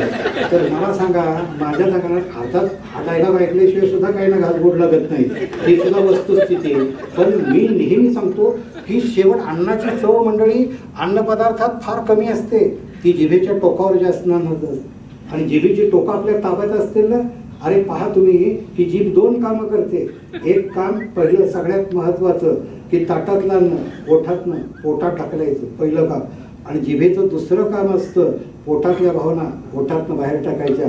ओठातनं जो शब्द बाहेर पडतो त्याला मांगल्याचा स्पर्श झाला तर त्याचीच ओवी होते, त्याला जर कवऱ्याचा स्पर्श आला तर त्याची शिवी होते. आपण ठरवायचं आहे. त्या तुम्ही रवींद्रनाथ टागोरांचंच एक उदाहरण शांताबाईंनी दिले की गंगालहरी त्या कुटीमध्ये राहत असताना खाली गंगा नदी काही वाहत होती, अशी नदी वाहत होती आणि रवींद्रनाथांना एकदम शब्द कानावर पडले, प्राणी किती वेळ झाला, सूर्य मावळला आपल्याला घराकडे जायचं ना. राणी किती वेळ झाला, सूर्य मावळला, आपल्याला घराकडे जायचं ना. रवींद्रनाथांनी पेन खाली ठेवलं. त्यांच्या मनात उत्सुकता आली. एवढ्या सायंकाळच्या वेळी असा कोण माणूस आहे की कोण राजा माणूस आहे की जो आपल्या पत्नीला राणी म्हणतोय म्हटले. म्हणून ते खिडकीपाशी आली.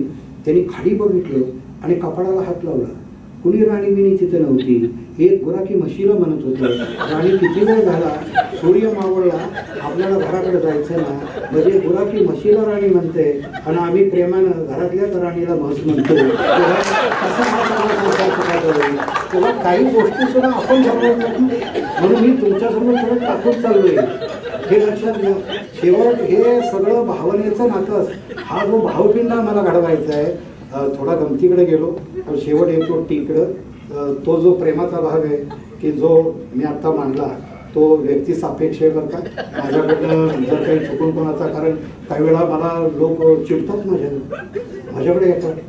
वाटणे म्हणजे सुंदर जगण्यासाठी लिहिले म्हणजे काय ठेका घेतलाय काय सगळ्यांच्या सुंदर जगण्यासाठी. आणि असं जगणं काय एका तासात सुंदर होतं काय, आणि एका पुस्तकात म्हणजे जगणं सुंदर होतं काय. आणि एवढी तुझ्याकडे ताकद असेल ना तर चल घरी, म्हणजे काय असेल ते मानधन देतो. मला असा उस्मात घेऊन कोणी संसार करता येत नाही बाबा म्हटलं. तुझा तू बघ, एक गोष्ट कर म्हटलं की ओठातनं शब्द येतात ना, थोडं कौतुक कर बायकोचं, थोडेसे 4 शब्द वापर, किती जगणं सुंदर होतं म्हटलं. आणि माझं नेहमीचं म्हणणं असतं, अरे तुम्ही थोडीशी, ती पण बिचारी कष्ट करते, तिलाही भावना असतातच. कष्ट करणाऱ्या प्रत्येकालाच त्या भावना असतात. त्या भावनांची कुठेतरी जाणीव आपण मनामध्ये ठेवावी. साहित्य शेवट ह्या भावनांची जाणीव ठेवतं. साहित्य शेवट तुम्हाला जगण्याला एक नवी उर्मी देत असतं. हे अधिक खोलात जाता पुढचा शब्द घेतो, टी एल झाला टी टेन्शन फ्री लाईफ आहे. त्याच्यावरती छंद असेल तर जगणं आनंदी होतं. नंतर एच येतो, टी एचचा अर्थ साधा आहे की एच याचा अर्थ एकच की हॅपी माइंड.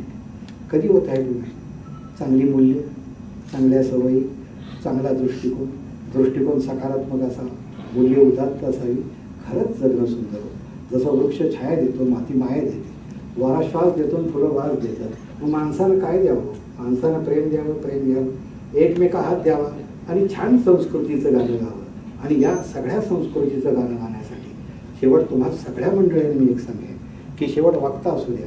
वक्ता जे बोलतो ते कागदावर उमटत असेल आणि लेखक जे बोलतो ते कागदावर उमटत असेल, तर दोघांचा हेतू एकच असतो की त्या मूल्यांची पूजा बांधावी. आणि ही मूल्यांची पूजा बांधताना माझ्या टप्प्यात जी पुस्तक आली, मी 6वे सूत म्हणून लिहिले. कारण ही चीनमधली म्हण आहे, 6वे सूत. 6वे सूत म्हणजे काय? चीनमधला माणूस म्हणतो तुला 6 सुखं मिळते. आता तुम्ही म्हणाल पहिली 5 सांगा, मग बघू 6व्या. 5 सुखं फार महत्त्वाची आहेत. चांगलं आरोग्य असावे हे पहिलं सुख आहे, संपत्ती असावी हे दुसरं सुख आहे, सन्मान असावे हे तिसरं सुख आहे, चांगला साथीदार म्हणजे बायको असेल किंवा नवरा असेल, चांगला साथीदार हे 4थं सुख आहे. म्हणजे नेहमी सांगतो, साथीदार चांगला असेल ना, जीवनातल्या अर्ध्या लढाया सहज तुम्ही जिंकता. पण चुकून अवगुणी निघाला ते एकमेकाशी लढण्यातच अर्ध आयुष्य घालवतात. म्हणून हे महत्त्वाचं आहे. 5वं सुख आहे चांगली मुलं. तुम्ही म्हटलं बाद झालं, पण मी 6व्या सुखात सांगितलं आहे. मग 6वं सुख कुठलं असतं? 6वं सुख ते असतं, तुम्हाला सांगत नाही ते, तू प्रयत्नाच्या पाऊल वाटेनं चालत राहा. एक दिवस एक क्षण तुझ्या आयुष्यात असा येईल, तुझ्या जीवनाला चैतन्याचा गंध यायचा असेल तर हे सुख आपल्याला पाहिजे. ते साहित्य देतं, एखादं पुस्तक देतं. मी सुद्धा येताना माझ्या डोक्यावरती पुस्तकं घेऊन जातो, कारण शब्द वाऱ्यावर उडून जातात. व्याख्यानातले, कॅसेटमधले अक्षरं घरापर्यंत जातात. त्या अक्षराची पूजा तुम्ही बांधावी. येताना थोडीशी घेऊन आलो आहे. आपल्याला वाटलंच तर प्रसाद म्हणून घ्या, कारण याच पुस्तकात मी खांडेकरांचं उदाहरण दिलं आहे. आजारी पडणारा क्षयरोगी खांडेकरांना एक पत्र लिहितोय, सांगतोय की मी मिरजेला ॲडमिट आहे, मला क्षयरोग झालेला आहे. आजवर तुमची अनेक पुस्तकं वाचली, ययाती वाचलं, पांढरे ढग वाचले, वेचलेली फुलं वाचली, पण भाऊसाहेब आता मी क्षयरोगानं आजारी आहे. माझी पत्नी माझ्यासाठी राबते, त्यातली निम्मी रक्कम माझ्या आजारावरती आणि एक निम्मी रक्कम संसारावर खर्च करते. मला तुमची अलीकडची पुस्तकं पाठवा. भाऊसाहेबांच्या डोळ्यामध्ये पाणी आलं. त्यांनी कुंभोजकरांना बोलवलं. अरे हा माझा भक्त म्हटले, तो मला आज प्रसाद मागतोय म्हटले. सगळी पुस्तकं बांधली आणि एक ओळ लिहिली, तुम्ही लवकर बरे व्हा, लवकर बरे व्हा. आजही सांगेन की त्यानं पुन्हा तो आशीर्वाद दिला. मंडळी, सुंदर जगण्यासाठी माझं एक पुस्तक एका मुलीनं उमरग्याच्या वाचलं. तिला संसर्जन्य रोग म्हणून कुठेतरी कुटीमध्ये ठेवलं होतं. आणि एका डॉक्टरने ते पुस्तक फेकलं तिच्या अंगावरती आणि वाच म्हणून वेळ काढ. ती पोरगी लिहिते की माझा आजार बळावला होता, ती आता प्राध्यापिक आहे ज्युनियर कॉलेजला, पण सर मी ठणठणीत बरी झाले. मी डॉक्टरांच्या औषधापेक्षा तुमच्या अक्षरानं तरतरीत झाले. जेव्हा ही अक्षरं तुम्हाला तरतरीत करतात, कारण कुठलाही लेखक लिहितो आणि तुम्ही वाचता, त्याचं वाचता म्हणजे तुम्ही शब्द वाचत नाही, तर त्या अक्षरातनं तो जे विश्व उभं करतो त्या विश्वाचे तुम्ही नागरिक होता. ही गोष्ट लक्षामध्ये घ्या. ते विश्वाचे नागरिक जर तुम्हाला माहीत असेल, कारण अनेक आहेत, दलित साहित्य आहे, प्रवास वर्णन आहे, पुष्कळ काही वेगवेगळ्या अंगाने बोलता येईल, पण साहित्याची संगत जी असते ना ती जीवनाचंच सोनं करते.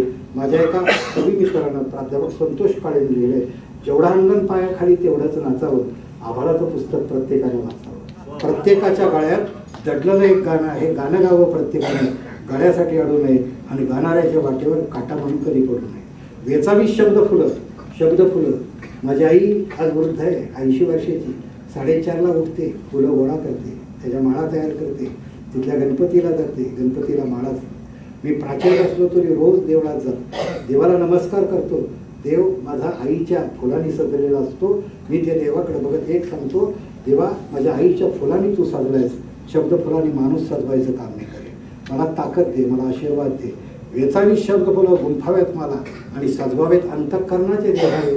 वेचलेल्या शब्द फुलांना दुमारे सुगंधाचे यावेत आणि प्रत्येकाच्या हात साहित्यात गुंतावेत. एवढीच प्रार्थना करतो.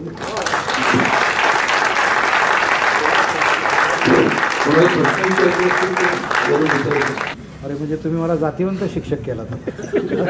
संस्कृती ही स्तर पळतोय, काल पळतोय वगैरे जे बदलत असते, त्याबद्दल तुमचं काय म्हणणं आहे? आणि दुसऱ्या महायुद्धानंतर मानवी मूल्याचा भयंकर ऱ्हास झालेला आहे आणि मानवी मूल्याची व्हॅल्यू वगैरे चेंज झालेला आहे. नेमकं काय विचारायचं? मानवी मूल्य आणि संस्कृती ही दुसऱ्या महायुद्धानंतर फारच बदललेली आहे. माझ्याकडनं काय अपेक्षा आहे? तुमच्याकडे काही अपेक्षा? कारण मी त्याच्यावरती मंडळी बोललोच आहे. शेवट संस्कृती याच्यामध्ये 2 शब्द असतात, एक संस्कार आणि दुसरी कृती. तो संस्कार करावा लागतो, तशी कृती घडावी लागते. आज मातीवर संस्कार केला तर शेती घडते, दगडावर संस्कार केला तर मूर्ती घडते आणि माणसावर संस्कार केला तर संस्कृती घडते.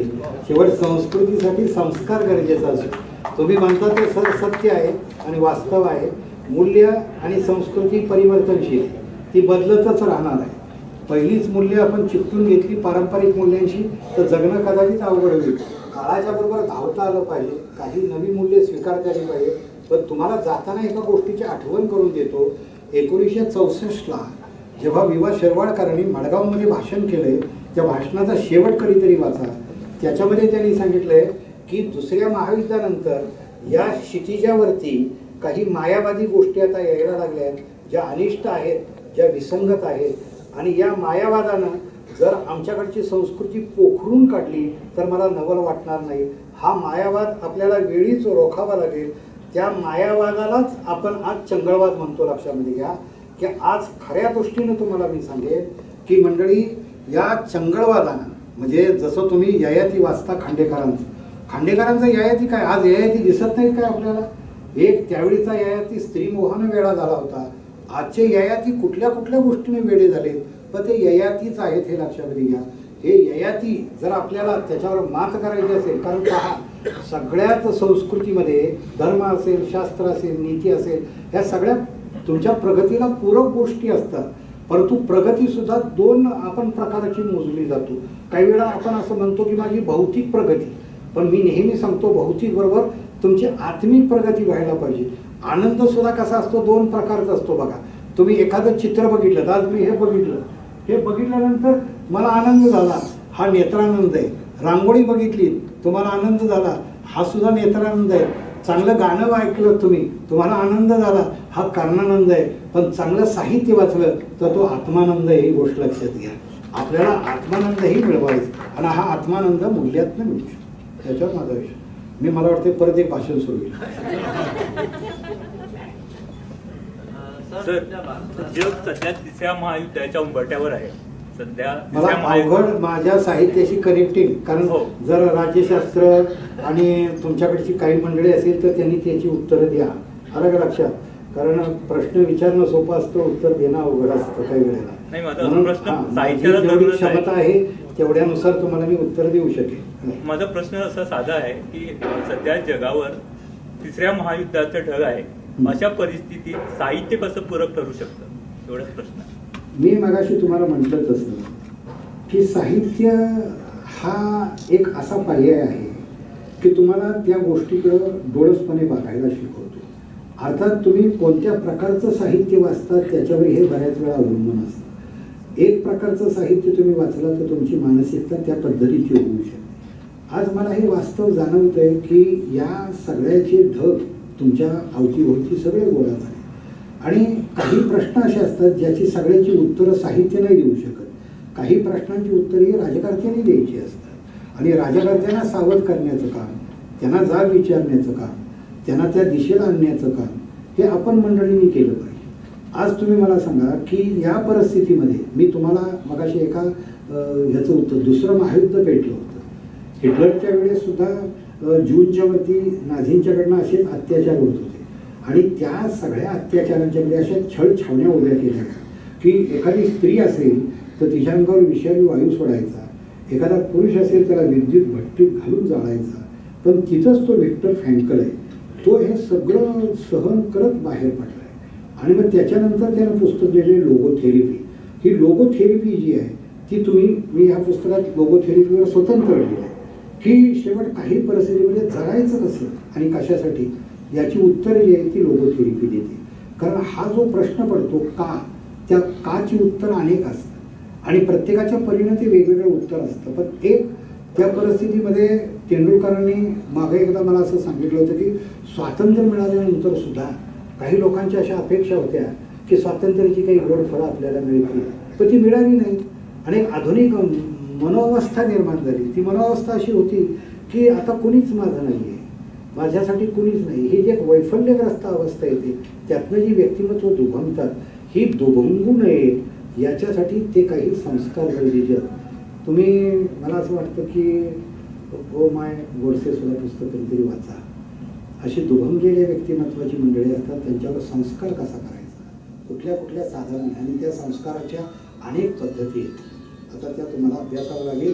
पण जाताना एक सांगेल की तुम्ही योग जो असतो, शेवट विवेकानंदांनी सुद्धा हेच सांगितलं होतं की काही वेळेला आपल्याला अशी विचित्र गोष्टी दिसतात की जसं ते अमेरिकेत गेल्यानंतर सुद्धा त्यांना एक वेगळी भौतिक समृद्धी दिसली, पण ही समृद्धी पाहत असताना त्यांना असं वाटलं की माझी पौरात्य संस्कृती ही सुद्धा मला सहिष्णुता शिकवते, ही सुद्धा आमच्याकडे मानवता शिकवते. आणि तुम्हाला आश्चर्य वाटत असेल की रामकृष्ण मिशनची घटना कधीतरी बघा. त्या घटनेमध्ये त्यांनी दिलं होतं की वादळाचे ढग येतील, या वादळाच्या ढगात सुद्धा तुम्हाला कुठली मूल्य सांगायची, ही तुमच्या हातातली बायकांची गाणी आता फेकून द्या, नाचगाणी बंद करा आणि आता नगारे वाजले पाहिजे, तुम्ही उठा जागे व्हा. हा संदेश विवेकानंदांनी 1 डिसेंबर 1902 बेलूरच्या मठातून दिला होता. तो बेलूरच्या मठातला संदेशही मी सुसंगत बोलतोय का विसंगत मला माहीत नाही, परंतु विवेकानंदांचा तो बेलूर मठातला संदेश हा त्याच्यावरचं सुंदर उत्तर आहे, तो पुस्तकात आहे. ठीक आहे सर, तुमचं जे व्याख्यान होतं अप्रतिम झालं. धन्यवाद. आणखी जो फ्लो होता तो एवढा फास्ट होता, आम्ही स्वतः पिकअप करू शकलो नाही सगळं. लास्ट जर तुम्ही सांगितलं 6 पॉईंट, त्याच्यामध्ये तुम्ही आरोग्य सांगितलं, नंतर पहिलं सांगितलं आरोग्य, दुसरं सांगितलं संपत्ती. हे पहा, आरोग्य ज्याच्यावर आयुष्याची इमारत उभी असते, संपत्ती ज्याच्यावरती संसार उभा असतो, सन्मान ज्याच्यावरती आपण स्वतः उभे असतो, चौथं सुख असतं चांगला साथीदार म्हणजे एकमेकांना साथ, 5वं सुख असतं चांगली मुलं, मग 6वं सुख कुठलं? 6वं सुख प्रत्येकाचं वेगळं असतं. पण माझ्या पुस्तकात मी असं मांडलंय की तुम्ही प्रयत्नाच्या पाऊलवाटेनं चालत राहा. एक क्षण तुमच्या जीवनात असा येईल तुम्हाला चैतन्याचा गंध देईल. ते चैतन्याचा गंध देणारं एखादं पुस्तक हे सुद्धा 6वं सुख असतं. शेवट रस्किनचं पुस्तक गांधीजींच्या हातात पडलं, बुद्धांचं पुस्तक आंबेडकरांच्या हातात पडलं, थॉमस पेनचं पुस्तक ही उदाहरण मी का दिली? अण्णा हजारे ज्यांनी ग्राम विकासाची चळवळ राबवली त्यांच्या हातामध्ये जर ते 6वं सुख पडलं नसतं तर कदाचित पुढच्या अनेक गोष्टी घडल्या नसत्या. काही काही गोष्टी ज्या असतात त्या तुमच्या जीवनामध्ये ग्रंथांच्या माध्यमातून, खरं सांगेल तुम्हाला, ग्रंथ हा एक प्रचंड म्हटलं. मी तुम्हाला ज्ञानेश्वरीचं का उदाहरण दिलं, माझ्या वडिलांना ते सुचलं ना, त्याला बसवलं पाहिजे. मी तुम्हाला सांगेन, माझ्या तरुण वयामध्ये मला कुलकर्णी सर होते आणि ते सर नेहमी एक गोष्ट करायचे, चांगले निबंध असतील ना तर ते जवळ बोलवायचे आणि असा संस्कार करायचे. मी माझे गुरुवर्यांना सुद्धा सावरसूत म्हणतो की, म्हणजे मी तर लहानपणी माझा गाव निबंध आला होता, मी 13 पानं निबंध लिहिला, 2 प्रश्न माझे लिहायचे राहिले, मराठी सुद्धा मी नापास झालो त्यावेळेस 9वीला असताना. त्यावेळी मला त्यांनी जवळ बोलवून सांगितलं की भान असलं पाहिजे वेळेचं, परीक्षा आहे म्हटली, परीक्षेच्या वेळेस तू म्हणजे 13 पानाचा निबंध लिहितोयस म्हणजे माझं गाव, त्या 7 पानं म्हणजे बागेवर लिहितोयस, परीक्षेच्या काळात एवढ्या वेळ बागेत राहणं बरं आहे का म्हटलं. आता साधा प्रश्न आहे. आणि मला नंतर कळलं की कुठल्याही गोष्टीचं, काही गोष्टीची मूल्य आहेत ना, खरं सांगेल तुम्हाला की मी आता अनेक चरित्र वाचतो. आता मगाशी मला एक कलावंत भेटले, सर गणित आणि कलावंत असं तुम्ही नातं जोडता. हो, अहो मी त्याला नमस्कार केला, हा माणूस गणिताचा आहे तरी कलावंत आहे. मला गदिमांचं हे आठवलं की गदिमा नेहमी सांगायचे की गणिताचा डोंगर माझ्या आयुष्याच्या वाटेवर आला नसता तर मी ही उच्च पदवीचं शिखर गाठलं असतं. आता मी खरं सांगू, माझं ह्या साहित्यावर, शब्दांच्यावरती प्रेम आहे. मला सर गणित नाही जमायचं. आज सुद्धा गणिताच्या बाई जर समोर दिसल्या ना, मी आजही घाबरतो. मला गणित सुटत नाही. मला असं वाटतं मला आवडणारं का शिकवत नाहीत. मला श्रम करायला आवडतात, मला कविता करायला आवडतात, मला नाटक करायला आवडतात. आवडणारी गोष्ट शिकवावी ना, चांगली मूल्य तीच आहेत ना. पण 5 बाय 5 चा 10 फूट उंचीचा, 1 तासाला 1 फूट पाणी पडलं तर हाऊस भराय किती वेळ लागतो. अहो माझे डोळे पाण्याने भरायचे तुम्हाला सांगतो. 5 बाय 5 चा 10 फूट उंचीचा, 1 तासाला 1 फूट पाणी पडलं तर हाऊस भरायला. आणि कधी कधी वाटायचं आपणच घागर घ्यावी हाऊस भरायला. आणि बाईंना सांगावं की बाई एवढ्या वेळा, पण बाई चतुर असायच्या सर, बाई चतुर असायच्या. बाई परत सांगायच्या आता हाऊस भरला का, हो भरला म्हटलं. मग म्हटलं 1 तासाला 1.5 फूट पाणी बाहेर पडलं तोटीतनं तर हाऊस रिकामा व्हायला किती वेळ लागतो. मग मला असं वाटायचं यांना हाऊस रिकामाच करायचं, ते भरतात कशाला. आणि हाऊस भरणं रिकामा करणं हे शिकवण्यापेक्षा त्यांनी आम्हाला हाऊस बांधायला शिकवावं ना, आमचं काहीतरी श्रममूल्याशी नातं जोडलं असं वाटायचं ना. आणि त्यातनं मग आम्ही कर्मवीर वाचत गेलो. त्यातनं बापू, आज तुम्ही ज्यांनी महाराष्ट्रात शिक्षण संस्था उभे केल्या पहा तुम्ही, कर्मवीर बाबूराव, महर्षी कर्वे, पंजाबराव देशमुख आणि तुमच्याकडेही बरीच नावं घेता येते. या मंडळीने संस्था उभ्या करताना सुद्धा त्या सबंध लोकप्रियतेसाठी केल्या नाहीत, त्या पैसा मिळवण्यासाठी केल्या नाहीत. त्या शाळांची नंतर लॉजिक बोर्डिंग त्यांना करायची नव्हती. त्यांना उडणाऱ्या शिकणाऱ्या पाखांना पंख द्यायचे होते. आणि त्यांना असं वाटत होतं की लेकरू शिकता शिकता ज्ञानाबरोबर त्याचं श्रमाशी नातं आहे. आज नव्या पिढीचं तुम्ही सांगता किती श्रमाचं नातं आहे सांगा. आज श्रमापासून बचाव करणारं शिक्षण आम्ही देतो आहे. आज संस्कारापासून लांब असणारं शिक्षण आम्ही देतोय. अरे शिक्षण हा माळरानावरचा पाऊस झाला आहे सध्याच्या काळात. किती पडतोय, कुठं पडतोय, काय होतोय आमचं आम्हालाच कळेल ना. अशा सगळ्या अवस्था आहेत. म्हणून शिक्षणातनं जी मूल्य आम्ही द्यायला पाहिजे, जी व्यवस्था आम्ही बदलायला पाहिजे. म्हणून विवेकानंद सांगायचे मला असं शिक्षण हवं ज्यातनं माणूस घडेल. I want education of man making, character for and nation building. मला राष्ट्र उभं करणारं शिक्षण द्यायचं. ही मूल्य होती. आज अनेक बाजूनं म्हणजे तुम्हाला हा सगळा भाग सांगता येईल. आम्हाला जीवनात आमची कृतार्थता शोधता आली पाहिजे. शेवट सगळं साहित्य, मी ललित साहित्यावर जात बोलले, मी वैचारिक साहित्याकडे गेलोच नाही. मी ललित साहित्य डोळ्यासमोर ठेवून बोलत गेलो. ही पुस्तकं जी कोवळ्या वयात मुलांच्यामुळे पडली पाहिजेत, त्यांना आयुष्य कळली पाहिजेत. कळलं पाहिजे हो. ज्या महर्षी कर्व्यांना गावांना हाकलून दिलं होतं, दुसरं विधवेशी लग्न केलं म्हणून, त्याच कर्व्यांना नंतर गावानं सन्मानित केलंय आणि भारताने त्याला भारतरत्न किताब दिलाय. त्या माणसानं आयुष्यात किती छळ सहन केलाय हे कधी बघितलंय का तुम्ही? आज बाबा म्हणतेसारखा माणूस शंकाला पायी असू दे मी गतीची गीत गाई, दुःख उधळायचा आता आसवांना वेळ नाही. पांगळ्यांच्या सोबतीला येऊ दे बलदंड भाऊ, निर्मितीच्या मुक्त गंगा मातीत हो. शंकाला पायी असू दे म्हणजे काय? शेवट ही काही जीवनातली दुःख, जीवनातल्या समस्या यांनी तुम्ही बांधलेलेच असता. पण हे बांधले पण तुम्हाला बाजूला करून मी समाजासाठी किती काम करतो हा सगळ्यात. म्हणून साने गुरुजी सांगायचे की जसा एखाद्या इमारतीला दगड महत्त्वाचा आहे तसा इथला प्रत्येक माणूस महत्त्वाचा आहे. इथला शेतकरी जेवढा महत्त्वाचा आहे तेवढा शास्त्रज्ञही महत्त्वाचा आहे. मूल्य प्रत्येकाची प्रत्येकाच्या बाबतीतली वेगळी येते. म्हणून मी माझ्या कवितेला तुम्हाला म्हटलं, वृक्ष छाया देतो, गडबडीत ऐकू आलं नसेल, माती माया देते, वारा श्वास देतो, फुलं वास देतात, मेघ पाणी देतो, पक्षी गाणी देतात. माणसानं काय द्यावे, माणसानं काय घ्यावे, माणसानं प्रेम द्यावे, माणसानं प्रेम घ्यावे, एकमेका हात द्यावा, देता देता एक व्हावं आणि संस्कृतीचं गाणं गावं. हे एक होणं हा सुद्धा मूल्यांचा भाग. नमस्कार.